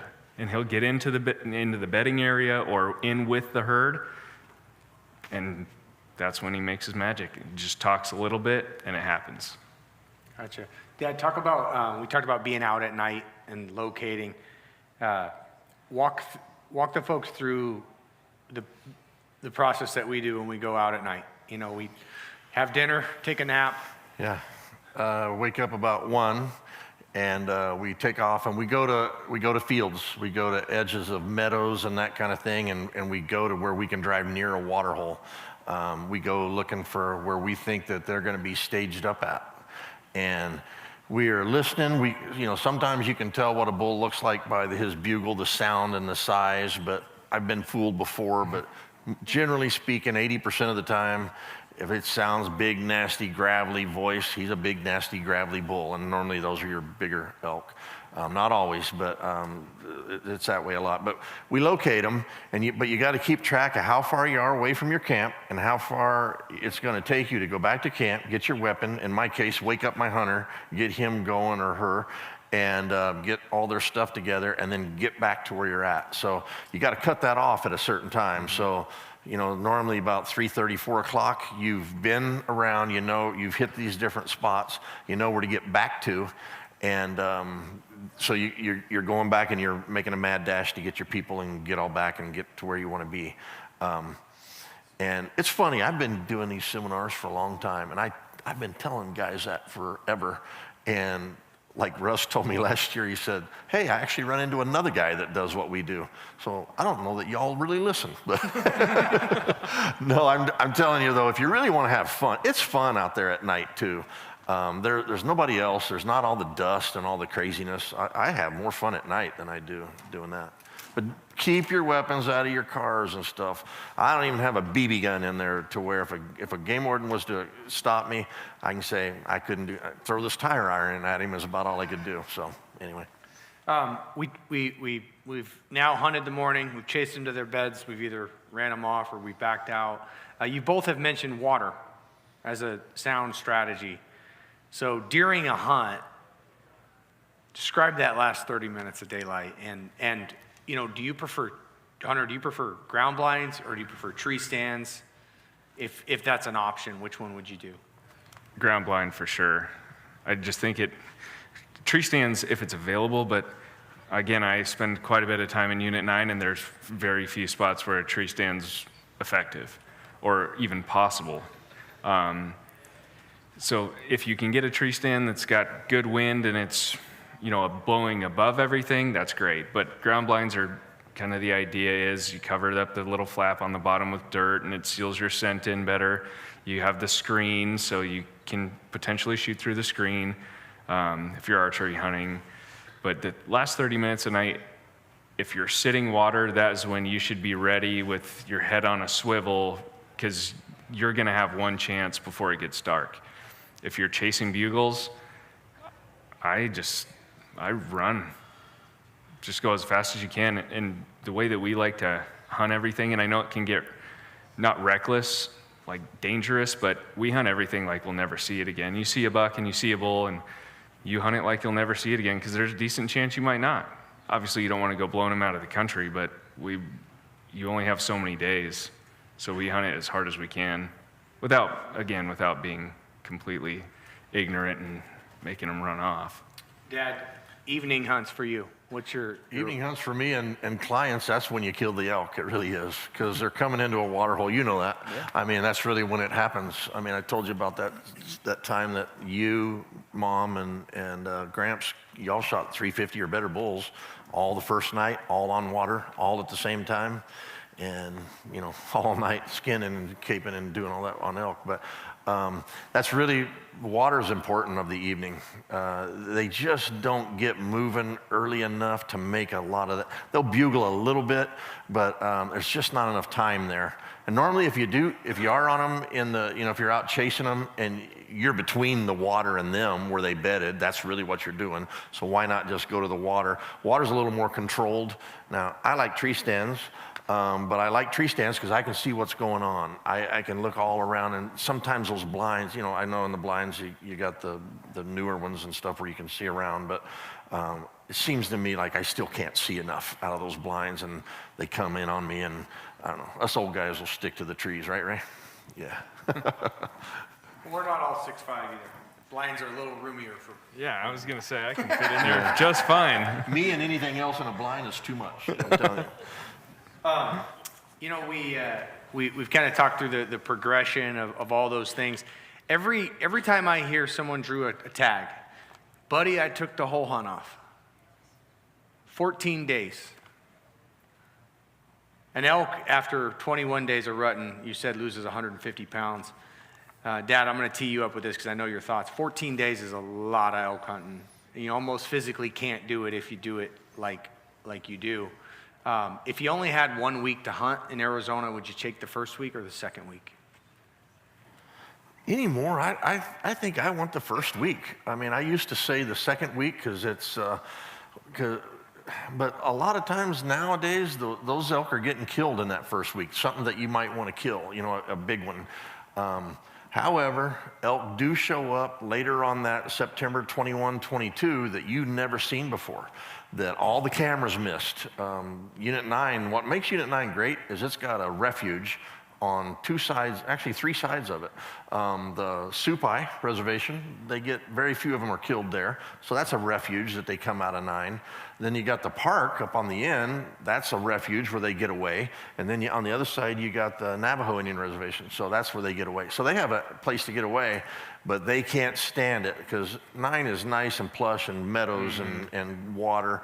Things come in that you didn't know about, and that's normally in that second week. So, it depends on what you want to do. If you can gap it out, take 4 days at a time, because as you know, Hunter, guys get wore out. It's hard chasing elk and doing all that. And you can't do that to yourself. Don't get fatigued to where you get bummed out and you're like, screw it, I'm going home. Don't do that. Take a day off, go see a movie.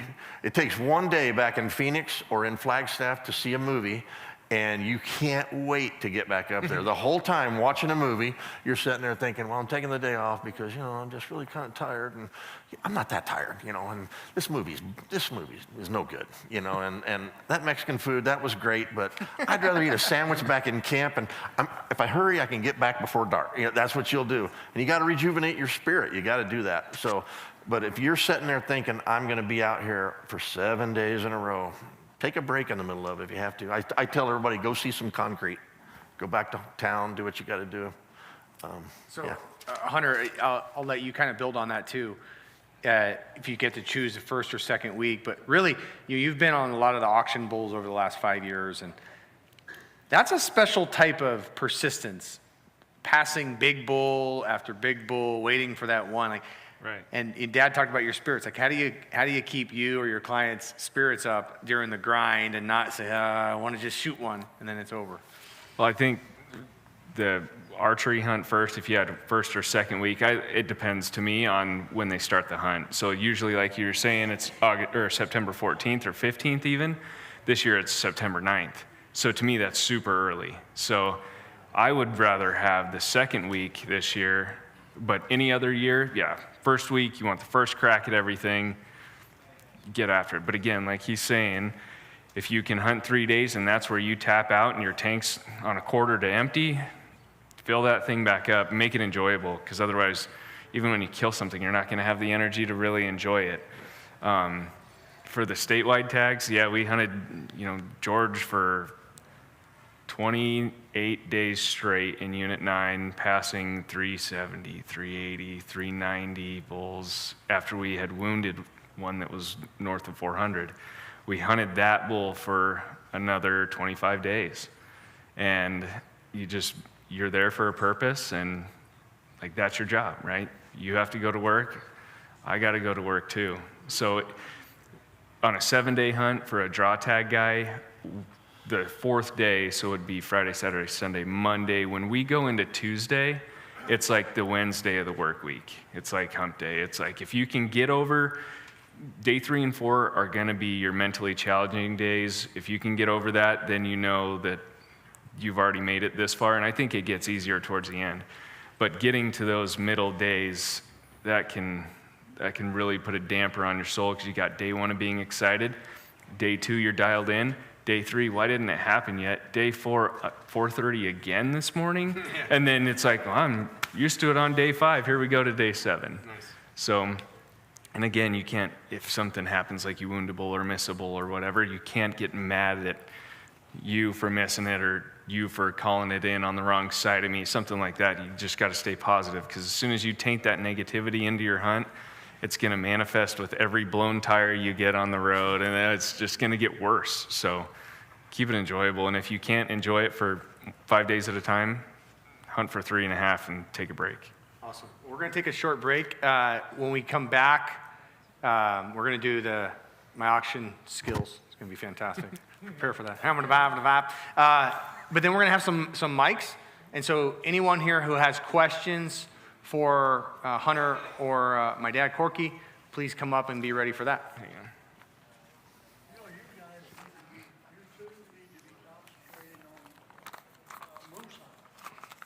All right, you ready? Come on, Grandpa. Is Mike? Yeah. Mike Ornosky, where you at? There you are. So Mike's going to talk about the dove hunt you guys saw out there that's been donated. Mike and myself and my dad have been very blessed to be out there quite a bit. Yep, so this is a friend of ours that's a dairyman that has owned this dairy for a long time. So he has given us 4 passes. So one person will be the primary, then they can bring 3 of their best friends or their kids or whoever they want to bring. From September 1st to September 15th, you have full access to the dairy. And so if you know anything about dairies, there's lots of grain, lots of food, lots of pigeons, lots of Eurasians, and lots of doves. So this is one that we've had people send us pictures in the past where they've shot upwards of 200 Eurasians. And it's one of those areas that it's just a great place to go. So it's a smaller farm. We limit the number of people, but the great thing is you get that whole 2-week season, so from September 1. So this is our first time doing this on an auction, so we're going to see where it goes, and whoever's going to get it will have a great time, and I'll be your main point of contact. So. Awesome. So I went on this with Luke Bryan. True story. So my dad is on the Cabela's pro staff, and a few years back, Luke Bryan had the Hunt and Fish and Love and Everyday tour, right? And Cabela's was the main sponsor. And so Dad was at this event, and Luke Bryan was at this event, and they introduced my dad to their band. And they had 3 days to sit around. They're like, hey, man, can we hunt anything? You know, a bunch of Georgia boys. And my dad's like, yeah, actually, we can go to this dairy. And so we went out there. We had flats of shells. I'm talking 1,000 shells. They brought a bunch of shotguns, and we burnt it up and had a blast. Well, that night, they were all showing the videos to Luke Bryan, and he's like, dang, man. And he had his manager cancel the whole next day. He went into the Cabela's gun room, you know, the special one that none of us can buy anything in. And he said, that one, and that one. He bought 3 $20,000 Italian shotguns, and they went out. And I will tell you this, you know, you look at some of these country boys and that are on country music, and you're like, that kid can't hunt. That guy doesn't hunt. He's never been on a horse. Luke Bryan can shoot a shotgun. He's the real deal on the shotgun. So we're going to start out. It's 4 people, $1.25 each, $500. $500. Get a five. That's pretty good. Thank you. I've been to too many of these auctions. All right, let's go. $200. 200, 5? We're at $500, $1.25 each. It's for 4 people, right? 4 people. We supplying Mountain Dew? We'll bring in some Mountain Dew. I'll supply the Mountain Dew. Anybody above 5? 83rd Avenue and Broadway. What? 6? 6? 83rd and Broadway. We're going backwards. It's a reverse auction. All right, we're at $600. Anybody higher than that? 7. 8. 8.5. Still looking at you. No, we're still at 8. My man here is at 8. 8.5. 9er. Corky, I got the credit card, can I? Why not, man? $1,000. There we go. Yeah, we're at 1,000. All right, $1,000 for some Dove extravaganza. Going once, going twice. 1,100? 1,100. Do I hear 12 to the man in the front row? 12. 13. Yeah, all right. Hey, the governor's tag got nothing on my dove hunting auction skills. 14. 14, we're at 14 in the man in the front. You'll buy one of the spots? That's okay. Hey, that's a good idea. 1,400. Hey, tomorrow's a super raffle, so good karma comes to those. What if we throw in November with it, the late season? Would that entice some people to get a little extra money? Oh, you mean where it's Maybe you get the early hunt and the late hunt? Yeah. What do you think? What do you think? Where are we at? We're at 14 here in the front. 14? 15. Man. 1,500, a whole bunch of, my daughter calls it God's peace bird. So yes. What are we at, 1,500? We're going to go shoot God's peace bird. We're at $1,500 to the man in the black shirt. Do I hear 16 to the man in the front row? Yep, 16. 16, give me 5, 16, 5. I've always secretly been jealous. And there's that country song about the, she's an 8, she's a 9. She's a, Mountain Dew? Cases. Any other bidders? Any other bidders? We sold 2 of them for 15. You guys will both take them? Sold 2 different hunts? What do you guys think? Hey, it's a discount. Discount? Deal. It's at 16. We backed it down 2 at 15. But since you're at 15, would Perfect. we do 2, 15? Both good with 15? Do 2 of them? Done. Sold! Sold! Yeah! We're good. It's just a 2. All right. Thanks, Russ. That was awesome, guys. Thank you very much. Goes to a great cause. We are only going to take a very short intermission, guys. We're already running into where we should be starting back. You got about 2 minutes to actually hear a couple of announcements or go use the restroom and stuff. There is some leftover barbecue. If anybody wants some barbecue to take home, he has to-go packages out there, to-go containers that if you wanted to take some barbecue home, you could do that. We also have some elk calls left over, guys, that are actually, they are out on one of the tables, like where the Big Ten is. There's a whole bunch of elk calls. We gave all those to the kids and the people that donated stuff, but those are free to you guys. Those are all courtesy of Archery Headquarters, gave us a bunch of calls. Grab an elk call. And then we also have a couple of other things going on. We are going to close the Big Ten raffle in at 8:30. So that's 20 minutes from now. I would get your tickets right now at intermission, but they will not be available when this ends. And as soon as this presentation ends up here with Corky and Hunter, we are going to do the Big Ten raffle right there afterwards. So you guys can just stick around in here. And the way the Big Ten is going to work, guys, is we're going to draw the winners. And if we had some ticket sales online, if we draw one of the winners, say number 1 is actually an online winner, we are going to go ahead and find out who that is and try to contact them right away and figure out what item that they want. And if we can get in touch with them, great, but we are going to jump right into number 2, and we're going to draw these out all real fast. So even if the guys online that won it, we're going to move right to the next guy, so be paying attention when we draw the numbers out. So if we end up having to stop, we might have to do that and just find out who the actual winners are. But you're going to know that you won, and you're going to know the position. We're actually going to have a poster up here on the board, and we're going to mark off the items. As you can see on the big screens right now, it shows you the items, but we'll have a poster up here too that we can mark them off. We've also got our buddy Cliff with Sun Country Outdoors Adventures. He does a lot of practice shoots, fun shoots, or sight-in days, we call him. He's got one coming up Saturday, October 1st at the Ben Avery Shooting Faculty. This is a fantastic opportunity, guys, to take new shooters and stuff. We've had the Boy Scouts out there. We've had a lot of people that were new into shooting to come out there. For the kids, I think under 17 and under, it's actually free, but it's and then it's just the regular range rate for the range that Cliff actually rents. But it's a lot of fun. He's got information on his table out there. That is Saturday, October 1st at 7 a.m. to 2 p.m. Come out there and check it out, and there's a good chance that we'll be supplying lunch that day as well. So with that, guys, we've got about 3-minute break, and then we're going to get right back at it with Hunter and Corky.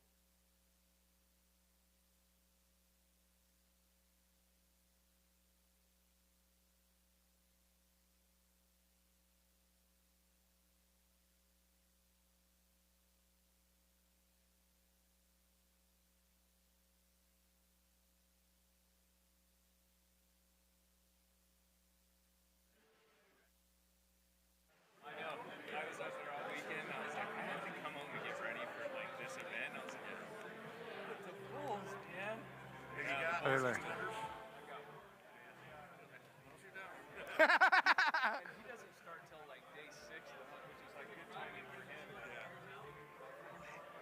gonna have some giant found and I can't. So that big tall antelope I shot, I hoard out. I had 3 years in a row I had tags for that. Finally killed him on the 3rd year. I had this guy.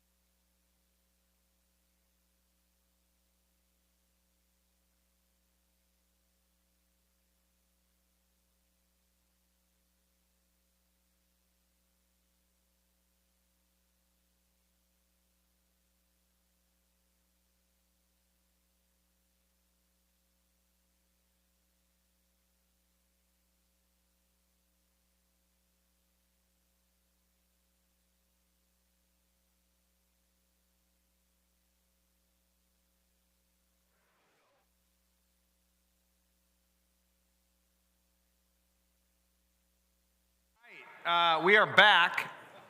One thing that I usually don't lack is confidence, and right now I'm feeling pretty down because I'm not as good as an auctioneer as I thought I could be. But there's $3 grand, yeah, it's about how much money you raise. which I didn't sound very good, but I just got to work on it. So, hey, we've talked a lot about chasing big bulls. Who here has a cow tag? All right, now we're talking meat.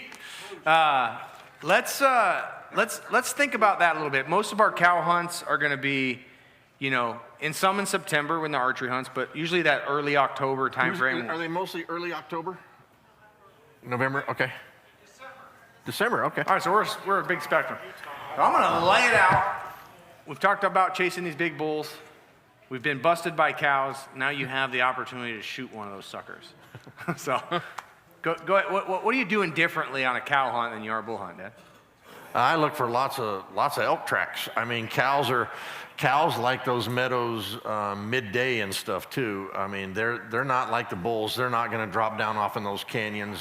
They're going to be up, like if you've got a 6A cow tag, they're going to be around Lake Mary in those times. Yeah. So you can hunt them on easier ground and all that, and cover a lot of ground.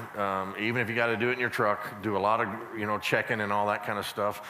And what's nice about cows is they're multiple targets most of the time, especially in that December hunt. You're going to come up on groups of 40, 50, 60 in a group, and just make sure you only shoot one. Give them a second, because they don't all just fall right over. Sometimes they take a little bit to go. But cow hunts are fun. And I think a cow elk is the hardest animal. A lead cow elk is probably the smartest elk in that whole woods. Yep. Yeah. I think for cows, I don't look in terrain like on a late season hunt for bulls. They go to the nasty stuff. They're in more mild terrain. They are potentially bearing calves after the rut. So great feed and water, like Mormon Lake, Lake Mary, that's exactly what it is. It's nothing but grass and water. So they're going to be there. So I would look for a place with, again, high traffic, like you said, high traffic of a lot of elk, good feed, water, and then they need some seclusion, some good bedding areas as well. But it's not going to be the canyonous country like a bull would be in. Are you, it's a lot of those early October, you got any junior hunters in here? Any junior tags? Your son's got one? All right, we got one over there. Okay, cool. Hunter, for a first-time kid and for a parent that's taking their kid for the first time, what advice do you have for the parent? Let's start with the parent. For the parents, I've seen it, and you might have had a similar childhood in the hunting world if you miss, or it was encouraging but very serious talking to that you got following a miss. Be encouraging, because you're shaping somebody that is either going to hunt again or will not hunt again, potentially forever, right? And we want the longevity of our sport to keep going for a long time. So if there is a miss, it's okay. That's one opportunity. Go find another one. If you kick a rock, if you break a stick, if you drop the gun, it's okay. You will potentially have another cow tag the next year if you're not successful. So the oh my gosh, you just did this, now we're not going to kill a cow or a bull or a deer or javelina, whatever. Make it fun, because these kids need to enjoy it, right?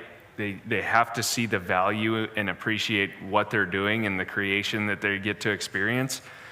If we start chewing people out because they do miss, or they fall and they break a stick and they kick a rock, I think you're going to push away more of that age class of hunters that we need it to keep going. So make sure that you're very understanding and forgiving. As far as the hunt goes, high percentage opportunities I think are huge. Sitting water, an ambush style hunt would be great, because then they kind of have to come to you. It's not rushed. Oh my gosh, there, shoot. It's calm, cool, and collected. Let the opportunity present itself to you. Yeah, same for you. What advice do you have for little guys, stuff that maybe Hunter didn't hit on? Good rest. You want a good rest for them, and not the bipods. We think we're snipers and that we can go out with rifles, and I don't even like bipods for regular hunting as far as that goes. Get something that they can either stand or sit down on something and have the gun up big enough to where they can shoot. So shooting off of a tripod or shooting off of shooting sticks, something that's up a little higher. where they can be comfortable and get a good rest to do it, because it's hard for them. And kids will shoot better than you will, by the way, because you've told them, you only put the crosshair right behind the front leg, and that's what they hear, and they're going to do that. Whereas sometimes adults, we're like, oh, all I could see was its rear end going through the trees. Nah, that's really not the thing to do. But kids are really good and at listening. And he's so right on the don't be rough on them. Remember, you're out there having fun. A lot of our deer hunts, Russ, would end up at pizza in Flagstaff midday. The girls would like, we're cold, we don't want to do this no more. There's a little bit of that. You got to push them, saying, no, we're hunting. That's what you got to do. But if majority rules, if 3 of them in the truck say, I'd rather have ice cream it is. And then, go through the drive-through, though, get the ice cream on the drive-through, and we're going right back at it. So. And the one piece of gear that's really good, I think, for, honestly, anybody, is Triclops makes a gun clamp, goes on the stock of the gun. You can mount it on the top of a tripod. Essentially turns a 3-legged tripod into a turret. So if you're waiting for an animal to come out, or, even for adults, you're standing there for 2 hours, and then bull's got to get up and come out for a shot. You don't want to hold the gun up and then have to throw it up and acquire the target. They're not super costly. You can pick them up at, I know most local archery shops, probably Sportsman's Warehouse has them, I would imagine. But they're called the Triclops. You set the gun in the clamp, screw the dial down, and now your tripod is holding the rifle where it needs to be. So it's a really good tool for kids. Even for adults, we use them all the time with everybody. Fantastic. Hey, we've got these mics, so if you have questions, come up to the mic, and I'll facilitate those questions as we go. We talked a lot about the scouting in the late hunts. Dad, you made the comment earlier about I said you go to that second week on that rut hunt, play the moon, but on the late hunts you said the first 5 minutes. If you're on the late rifle hunt, you have to hunt those first few days. Everything's going to be gone. There's nothing more frustrating on a rifle elk hunt than trying to hunt the last 3 or 4 days, because that stuff, most of it's all been shot at or shot, and you talk about rough country, that's really rough. You got to every day it's got to be harder and harder, the stuff you chase, because if you miss those first few days on rifle season, you miss out on a really good opportunity. So there's no question you got to hunt early. Yep, absolutely. So, Hunter, any other tips for late season on the actual hunt aspect beyond just the scouting piece that you can add in? Find feed. Slopes that are out of the wind is a big thing, because that time of year get snow and wind, so you want to be out of the wind and somewhere that's not covered in snow. So whatever's going to melt first, be looking there. But again, you got to stay as far away from it as possible. A lot of times you can go to a point in glass 10 feet from your truck. It works. There will be elk sometimes. But the further away from the mass rat race of people road hunting on a late elk hunt, which is not effective, by the way, the better off you are. So stick to the glass, find a bull, try to put him to bed, and watch him day after day after day. Till Thursday night and Friday morning, you're going to have a really, really good chance. But there's some key terrain types to look for. Out of the wind, somewhere secluded where they can feel alone and safe. Talk about difference in a late hunt. You're successful. You have a bull down versus a September hunt. In terms of preparation, bringing a party to help you get it out, because you talked about these nasty canyons and how terrible they are to get to, let alone get a elk taken apart and brought out. You're going to be taking them apart most of the time on a big bull. I think you're going to be taking them apart. So you need, if you got a bad back, just hunt with people that don't have bad backs. And the best gift you could ever give your kid is a really good pack. And they'll, oh, thanks, Dad. And it's like, well, I'd go if I had a good pack. You got to think down the road a little bit. But no, you're going to be packing stuff, so make sure you have people there that can help you and do all that kind of stuff. And don't try and kill yourself. Don't try and take out the elk in one trip. You shot it, it's over. Spend a day or so getting it out if you have to. Piece at a time. Comes apart in 6 pieces, and That's the deal. Just don't overdo your pack, so. All right, Hunter, what's something that you have in your pack on late hunts that you don't have in September? Oh, game bags. Game bags, okay. Or what's, Dad and Hunter both, what's something that most people would not know or normally think of that they keep in their pack, that you keep in your pack for hunting? Headlamps, for sure. I can't tell you how many times we get, especially on the late hunts, I feel like it's 90% on the late hunts for some reason, maybe because of the temperature, the batteries are not good. I don't know, but late elk hunts, our headlamps seem to always die. Have headlamps, have an extra one for your buddy that's going to forget his, he will. Extra batteries, 2 knives, because your other buddy will probably forget their knife as well. So bring enough to kind of equip everybody. I think that'd probably be I think it. some of that nylon rope, you know, that sure helps. Paracord helps you tie it off and do all that kind of stuff. And the more secure you get that meat and it doesn't jiggle around, the easier it is to pack out. And what I tell you is carry plenty of shells too. You're not all marksmen. It's going to be a little different than you think. Have lots of shells. My niece one time on a cow hunt in October, she shot her cow on the 20th shot. And she's got me out there helping her, and I'm telling her, and she was 10. She's only this tall. But I told her, I said, baby, you're going through a lot of shells, aren't you? And she said, well, we bought them to shoot them, right? And I said, yeah, keep shooting. So, but carry lots of shells. That was the last bullet we had. So, yeah, and it was good. One thing, if you don't mind, one thing I will say is something that we all in Forest Service as guides require us to carry it in our packs is a first aid kit. I can't tell you how many times you get a cut on your thumb and it needs some super glue or a Band-Aid. My dad's famous saying when he was bringing me up in the hunting world was cut towards your buddy, not your body. And so if you take a look right here on a late elk hunt, I did the wrong thing and cut towards my body, not my buddy. That was a long day in the bottom of a canyon in 5A. So there's a couple little things. Have your first aid kit for sure and cut away from you. So please.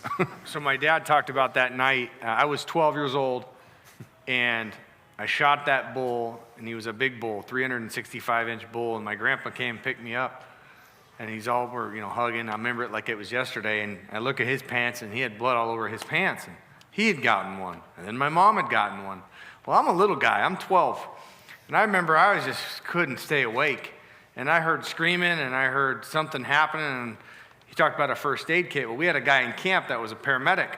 Well, my dad was coming through the third elk cape of the night and jammed one to the bone in his thigh.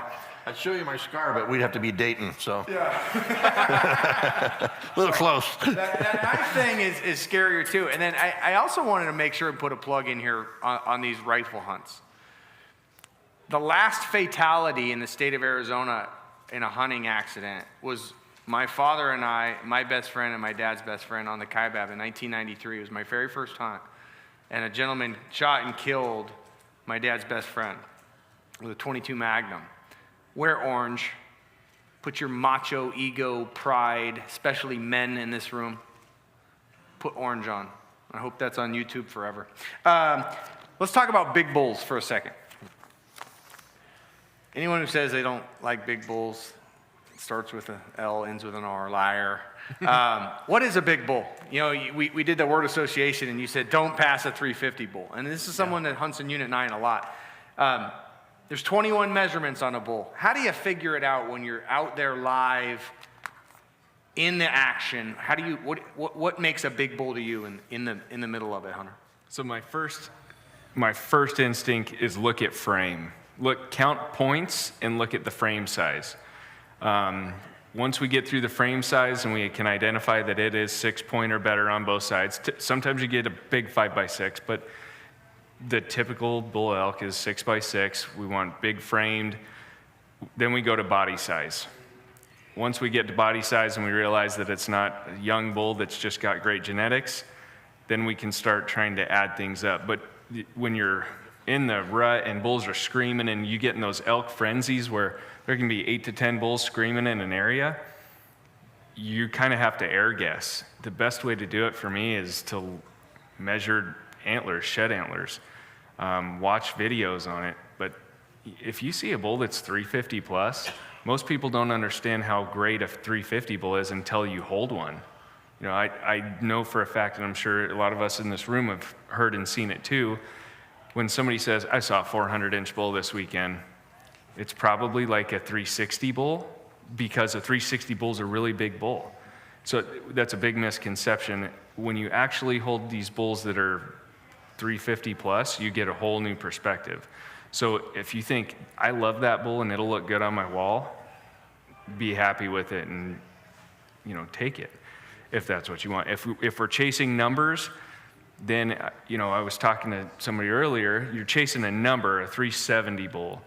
You got to take that time and say, okay, here he is, and add him up. And granted, you look at a lot of elk and you can tell their frame and how long things are. You can do it a lot faster. But if I have a client and he says, I want 370 or bust, and he is dead serious about it, if I can't for sure tell him that that's a 375 or better, we're going to probably pass it until a later date, or reevaluate and then come back and try to shoot him again. But you got to give yourself, like he said, there's 21 measurements on a 6-point bull elk. If you're off on half of them, we're at 10.5 inches. You just went from shooting a 350 bull, which is a really nice bull, to a 360 bull or a 340 bull. So, you know, and nobody's perfect. I tell most clients, you got to give me 5 inches either way when things are happening quickly, unless I can study it. I'm guessing within 5 inches, just based off experience and holding a lot of elk. Dad, you're at full draw and a bull's screaming and he comes running up and you got 5 seconds to look at him before you have to shoot. What are you looking at to make your decision? I'm looking first, if he's looking at me, thirds. All big bulls have big thirds. No bull scores well unless he has extended out. And that's the point when you're looking at him, it's that one down on the bottom that's kicking out past where the main beam is. If they're not, you know, that good and tall, he's probably not gonna go super big, you know, as far as score goes. And then link the main beam, and you got the longest in the world. I mean, he shot a bull that's a 60-inch is a monster, right? Oh, so big. Yeah, that's so big. Russ killed one that was 66 and 5/8 and 66 or 65 and 4/8 on the other. This thing went back forever. And he targeted that bull. It's one of the only ones that we ever had on a trail camera that we started him off of that trick tank where he was there during the season. But that's a weird unit where he was at there. There's not a lot of elk. But, you know, I was talking to Todd earlier. Todd Cluse has been here a long time. Never forget, this is your hunt. We're talking about big bulls and stuff like that. This is your hunt. And a bull that you call in and you shoot yourself, you're going to be, that's cool. You'll never forget that.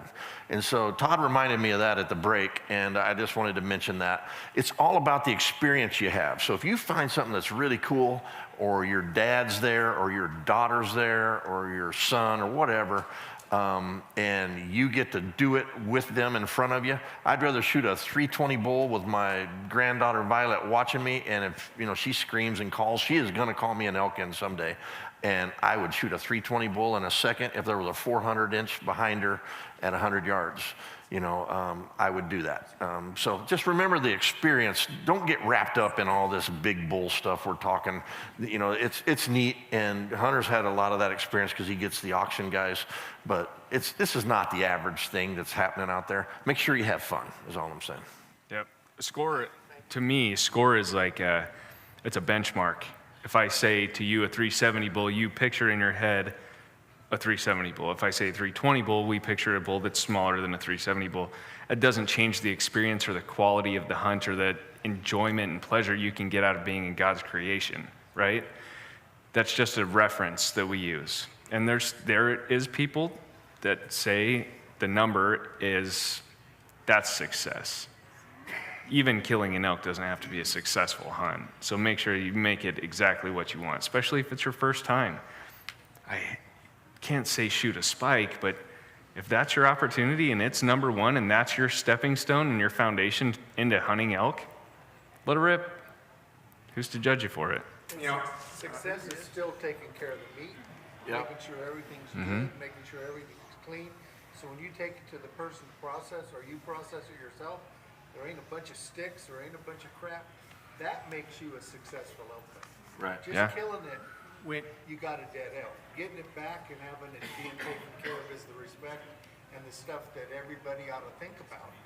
Because God gave us that and it's the best meat there is. That's right. Yep. As we were wrapping up tonight, I was going to ask both of you, what's your best elk hunting memory that had nothing to do with killing an elk? You first. This is a weird one. For me, it was in Colorado. I was hunting elk and I got way away from where I was supposed to be. And I knew it, and I was going a long way away. And snow came in. It actually snows up there. Snow and sleet, and I was wet and cold. In those days I wore tennis shoes. That was my boots. But I was way out, and I didn't get back into camp till what, Bob's, about 3:30? I knew where I was at. I just knew I was a long way from where I was supposed to be. And I got back into camp, and about a half a mile away, I could see this huge fire rolling for me. And it was my dad, and he is burning everything he could. He couldn't go get me. We're in a wilderness area where there's no roads in there. But knowing that my dad, he was going to make sure that he would be a beacon or kind of crazy light. It set with me that he's got my back always, and he. And he could have jumped on me when I got back and said, man, you went a long way, bud. What were you thinking and all that? We sat there and that huge fire, I was so glad that he had it going because I could see it, and I got back to it. I was soaked, and he told me, you having fun? And I said, no, I'm not. This is no fun. So we grabbed our tent. We literally we had a Coleman Vagabond tent, if you guys remember those. They had a floor.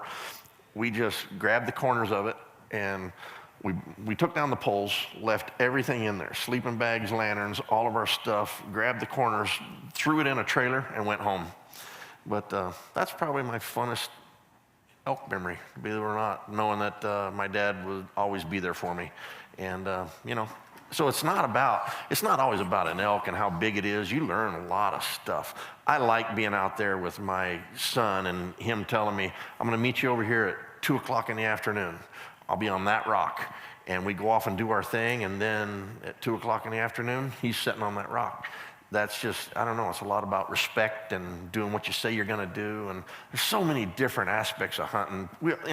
People that don't know what we do out there, they thinking that, we're just out there for the kill. It's not about that. There's so many life lessons that you learn out there. And, but anyway, that was mine. I think mine is just watching elk, whether it be in the rut, you call a bull in preseason scouting, and you know that this elk is not going to die today, at least because of you. Just to watch a bull come in and the sun rises behind him and he bugles and the fog rolls out of his mouth, or a velvet bull comes in at sunset to get a drink, and you just feel in touch. To me, that is the whole reason we scout. That's the whole reason we hunt, really, is to see things like that nobody else in the Phoenix area will ever see in their life, or Flagstaff or wherever, that won't go sit there and do that. We get to see things that are just incredible. Yeah, it's funny. I started off the day talking about elk no matter what's going on in the world, and you talked about being in touch. Mm-hmm. And we all get out of touch, right? We're connected to these dang things that are buzzing and constantly checking in this. And when you get out there, no matter what's happening in your life, elk are still being elk. And that's, for me, it always brings back. And so that resonated with me, what Hunter said. The other thing for me is ironic is talk about a beacon. So my dad mentioned that big giant bull that I killed. I waited 20 years for that elk. And I had a 23 South tag. As good as they get. arguably better than 9, depending on the situation, right? And in 5 days, we saw 6 elk, and I shot the second smallest elk. Honest truth. And one of them I missed, and it was a 400-inch 6-point, and I was a little bit down, and I had screwed up on the bull that day, and Dad and I were with some friends of mine, and we were in a really rough spot. We weren't going to see any other hunters. And at midnight, we decided to just camp out because we knew the bull was there. And at midnight, I see lights coming down this mountain. And I'm like, who is that? Like, wake me up. And it was a little white 4Runner. I'm like, I have a white 4Runner, but Gramps has it. He's on another hunt, you know. And Gramps got out. I didn't like hunting without you guys. He had another tag, and he said, screw it, I'd rather be there. And the next morning, Dad and I walked from camp and killed that bull with my Gramps watching us on the hill, and it's just that. And that is it. Yes, I killed that giant bull, didn't even care. I had my grandpa there, my dad there. And if you hear anything about my family and Hunter and his story of his family, that's what we do this for. So we're here to answer any other questions anybody else has tonight on elk hunting before and after. And if anyone has any questions, again, we still got a few more minutes. Oh, I've been waiting to ask one. Oh, fantastic, yeah. The entire time. Fantastic. What do you got? So you were talking about, I have a late November hunt, 22 North, and I'm probably going to ask a bunch of stupid questions, but I'm going to ask them until you tell me to quit. Let them rip. So you were talking earlier saying like in the summer where they find safety, they'll be there, you know, in the late hunt. So without really understanding where I'm going to go find that safe spot, because I haven't, you know, I've done a lot of e-scouting and whatnot. Not anywhere on the map can I find this is the elk meadow, this is the elk water, this is where they're safe. I mean, am I trying to get as far away from everybody else as I can?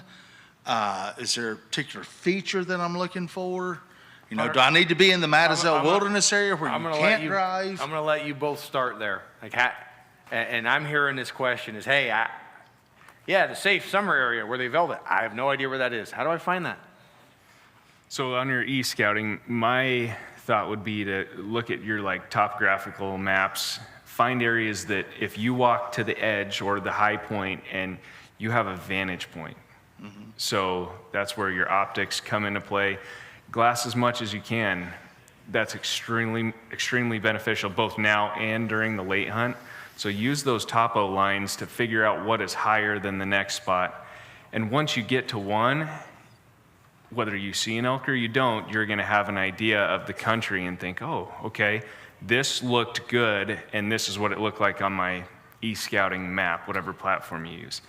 Now this spot over here looks a little bit higher, might be a little bit further of a walk off the closest road.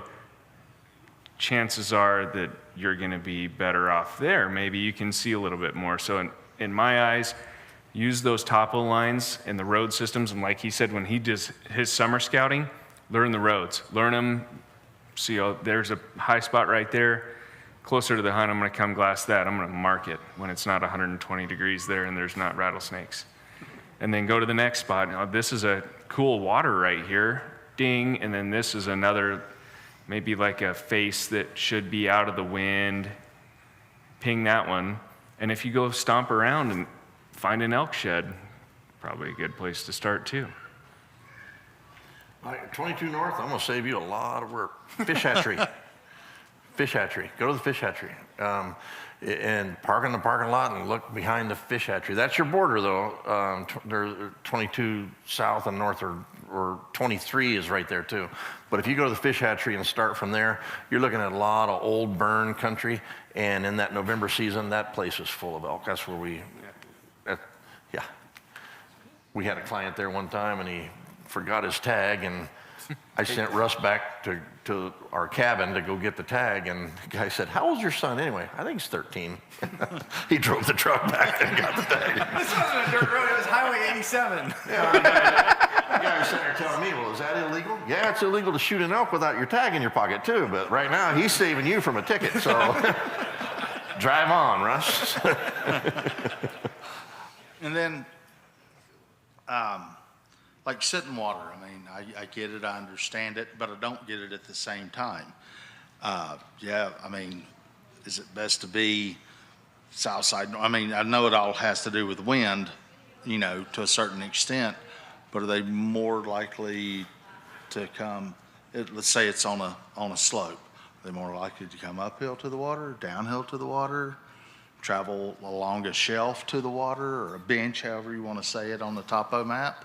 A good rule of thumb on wind is the sun pushes the wind. So in the morning, you're going to have wind that'll come in an easterly direction, right? From the east to the west. Of the evening, it comes from the west to the east. So just a general rule is if you're going to set for water of the evening, which, by the way, on that hunt, they'll come in anytime during the day. Most of the time, though, during like mid-morning, like 9 o'clock, and or they'll come in late evening. So I'd want to be on the east side of the tank is what I'd want to be on. Yeah, I figure in Arizona, the prevailing wind for 90% of where we hunt is coming out of the southwest. So again, yeah, that east side, make sure that you're in a concealed spot, and also make sure that you can get in and out of where you're sitting without causing disturbance in a bedding area or a traffic pattern. And if you find a water that does have track on it, walk it, find out what side of the tank's got the most track, and then figure out what trail they're using, and then figure out, now here's my mapping, where should they bed? Here, there, where can I glass that from? Here or there? So you can kind of cover the water and the glassing area and the bedding area at the same time. And then hunting with a partner, you know. That was going to be my question. Hop up here and ask it. So since he lucked out and Step right up to the mic. since he lucked out with an elk tag and I get to carry it out for him, that whole back thing, yeah, that's where I come in.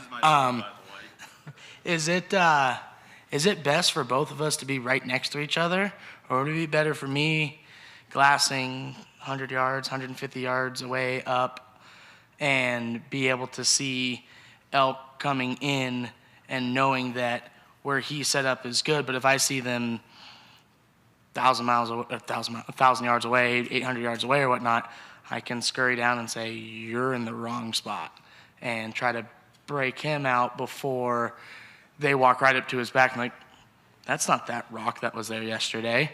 Is it best for us to be right next to each other so we're like making the smallest footprint, or break us up where he's got a bow and he's going to be where he can shoot, but I can kind of be like surveillance, I guess you could say, you know, with glass on a tripod from a couple hundred yards away. So, and you've got the late archery, Yeah. right? Okay, so, and tell me if you think I'm wrong, but on the late archery, sit water, right?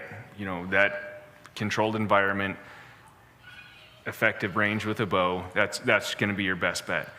Now have your son be on a hill that either can see you or see near you, because if there is a bull in a spot and stock opportunity, he can let you know, and then you can make that move. You would leave the water vacant, but you'd still be able to make that move.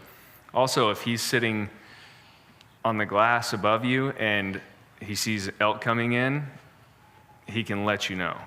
And that's very helpful, so you are knocked ready to go when they come in. Hey, Dad, they're 200 yards from you. The best bull's the third one in line. Hey, Dad, okay, the bulls are coming out into the tank. You should be able to see them, and the second one is now the best bull, or the shoot the lead one, or hey, you got cows, got no bulls yet. Don't blow them out. Don't move. Keep that place calm and tranquil so that bulls will come. Having that separation. Yep. And if you guys are glassing, in my opinion, if you're glassing together, look different ways. Oh, yeah. Or drop somebody off here and then go over there. Divide and conquer on the glass for sure. Right on. Thank you. And we're going to have Yeah. my dad and we got time for 2 more questions. Yeah, no problem. And then afterwards, my dad and Hunter are going to hang out, so we'll get any answers or questions answered. This one's for Colorado.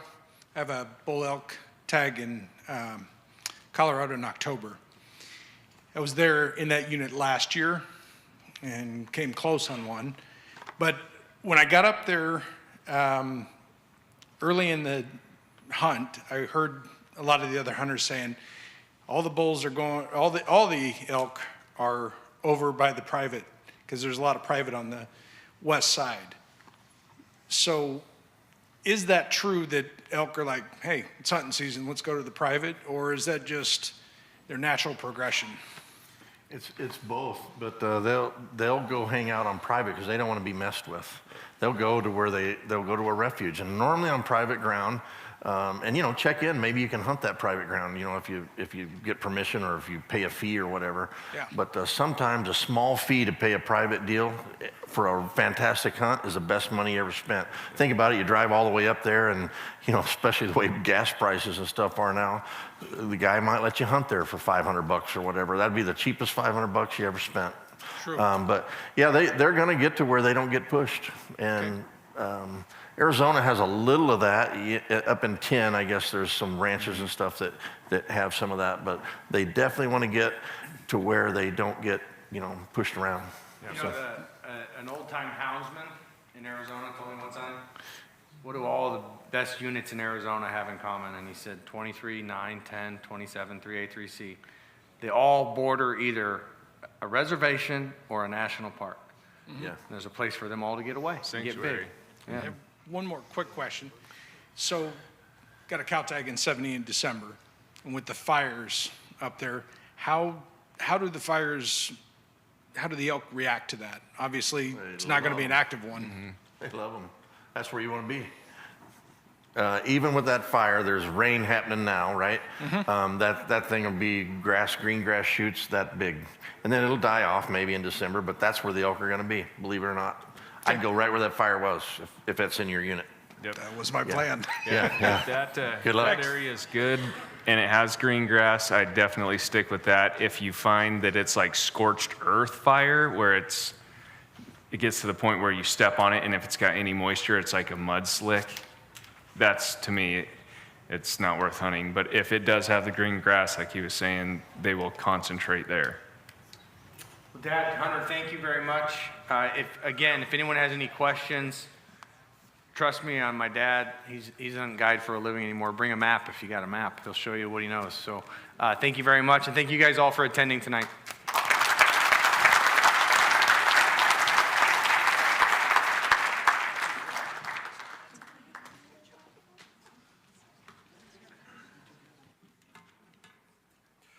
Let's give some stuff away, guys. It's going to take us about 2 minutes to get set up. We're going to draw those big 10 raffle items, and we're going to be out of here. Beer 30.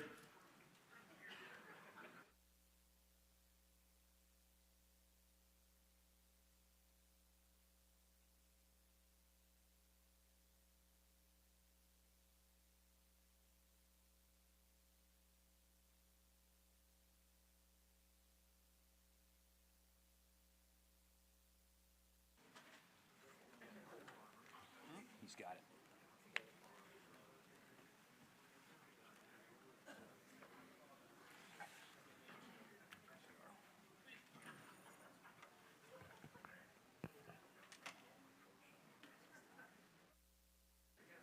Guys, how we're going to do this is they're going to be on the big screen, the Big 10. We actually have a white marker. We're going to mark off the items as they're picked. We're going to call them all off pretty fast. If somebody's online, we're actually going to just go ahead and call the next number. You're going to come up. If you are here, you're going to come up and actually get a slip from Howard as far as what your ranking is being picked. Hopefully we can give all this stuff away here tonight, but if we get stuck, then we will revert back to you tomorrow or whenever we've caught up to you. We've been blessed in the past to be able to give away everything at the event. So your tickets are in there. We assign them the same ticket out of the same batch. Yeah. And the tickets have a line until there's a line. Yeah. We know which ones are online. We took a red marker and ran through them all, so we know if they're online pretty much right away. Otherwise, we'll call the name. Let's roll. Number one. You come up and you got your first choice pick.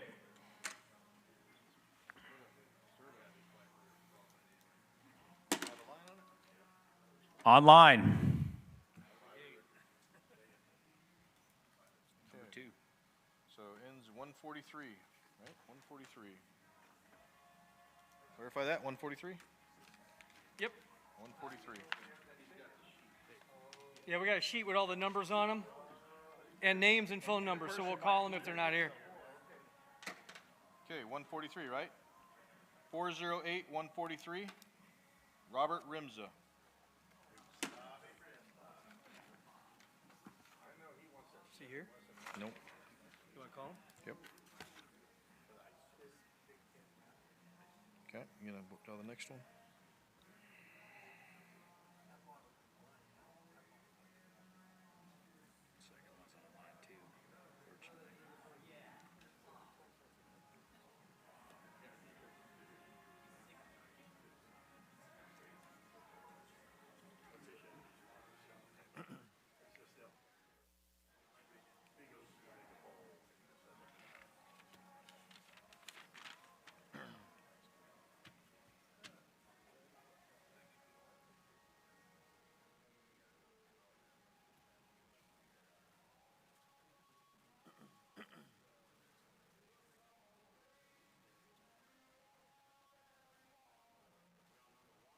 Number 1, yep, I'm calling Robert Rimza right now.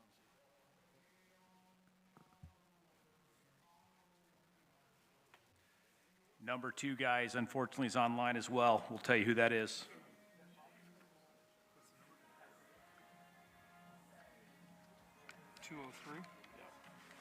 Hey, Bob, this is Mike from CHA.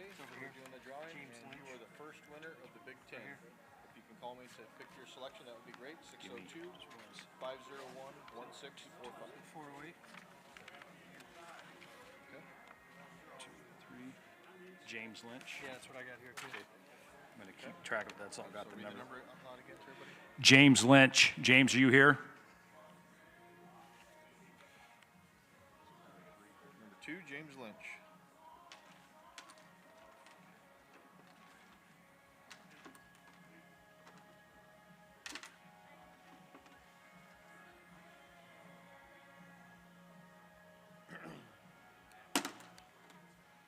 Winner's here. Well, it's got my name on it, so I think I must have won it. Ticket number 409182. Name on the back is David. It's got a phone number. Ticket is 409182. Are you here? You'll be the second choice. Nice. Yeah. You put him in your book. What's his name, David? What? David, it did. Yep. I can send it to you. David, what's your last name? Yeah, we're waiting for him to call me back. Spell that for me.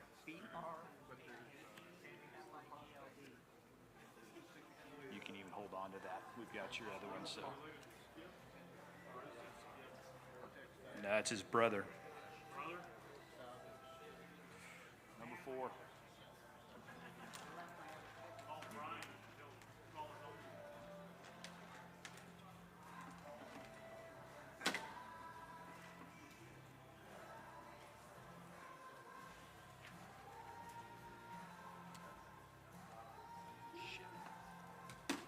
Yep. Number 4 is online as well. 325. 48325. Billy Valero. Is that a year show? 325. Yeah, Billy Vallejo. Billy, are you here? All right, Billy. He's number 5. Number 4. Number 4.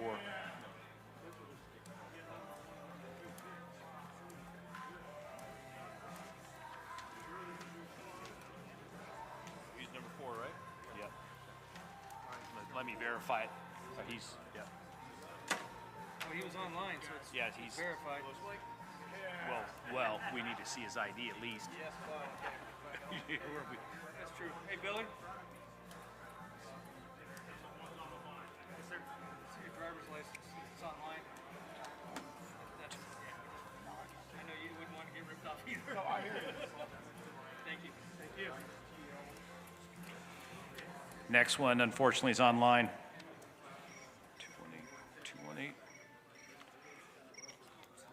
Mark Wade. Mark Wade, are you here? Mark?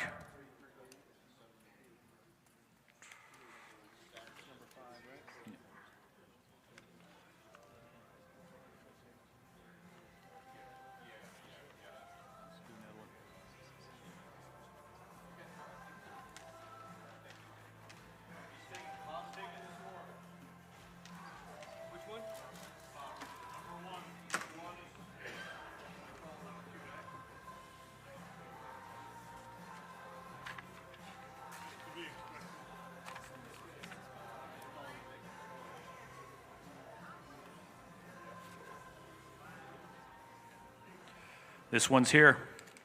Ticket number 408911. Travis Kowalski. Travis, are you here? No.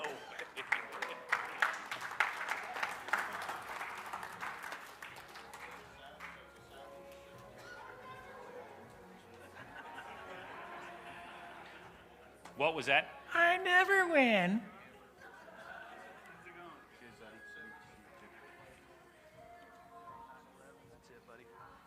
He's going to give you a slip, and we're waiting. We've already got the guy that's got first.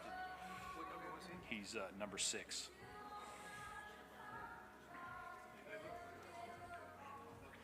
do another one. What's your first name? Travis. Travis. Ready?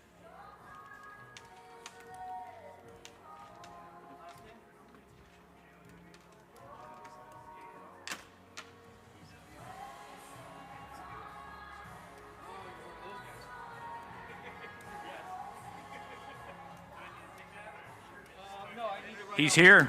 When it gets to be your turn, I'll give it to your slip. All right, so what do you guys think number 2 took? 338. 17 is off the board. No way. Right, number 3 selections here, right? What do you want?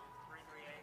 Okay, 338. Slow down, slow down. That means my number 4 guy, right? Smiling. Smiling. Look at that smile. James is here or not? No, he's called. Called? Okay. James Lynch is taking the 17th.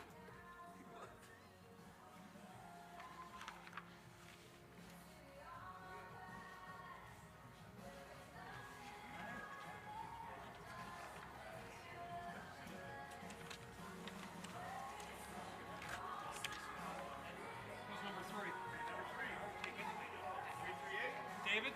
David wants to You want the 338? David's taking the 338.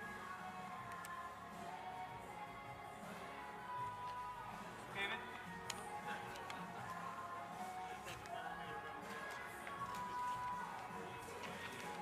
That's yours. All right. Thank you. All right, what are you taking? 4, what are you taking? Billy? 7mm red mag. 7mm. That's his. I need a hard one. Ready to pull number 5? No, it's already, it's pulled. One liner here.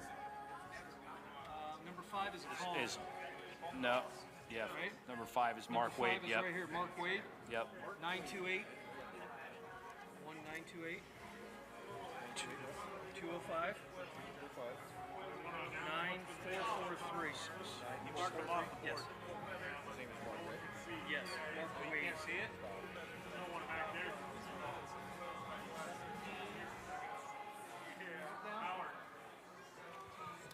All right, so far, just so everybody kind of knows, if you can't see the board,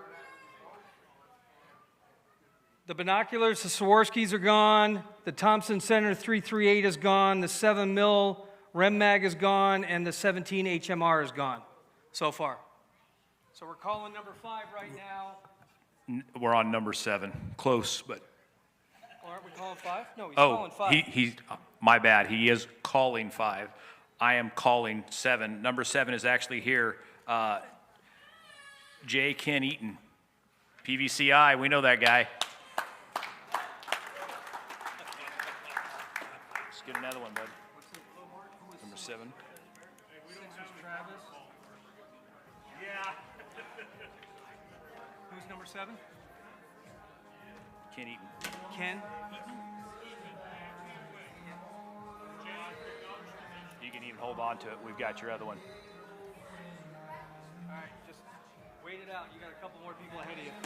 Next one's here. We got 5 and 6, and then you're 7.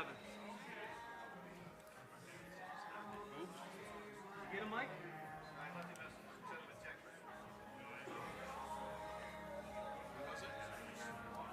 Number 8, Eddie McGave. McGill, I think, Eddie McGill. Number is 408712. Eddie, 408712. He's here. He's here.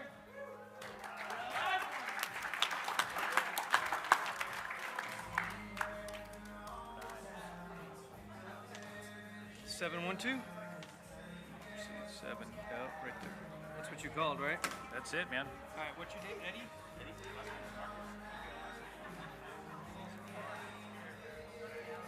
You can even hold on to it. We got your other one. Okay. Next one's here. Abel Talbot. Abel, full draw archery. Abel, oh! Every year. How do you spell his last name? T-A-B. How do you spell his last name? Talbo. Only thing we've got left is a little bit of barbecue and a hot dog up here.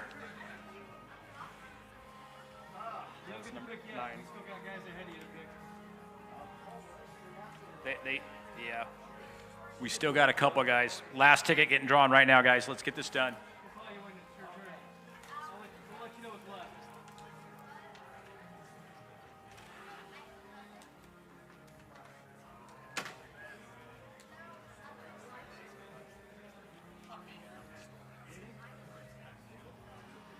Online.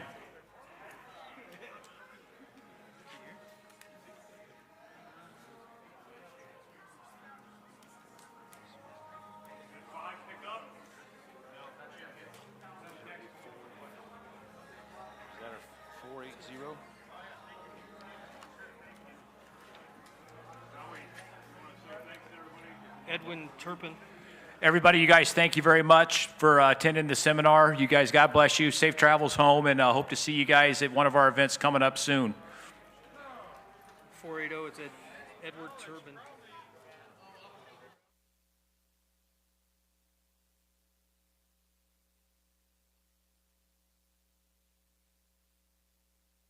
Those guys are done.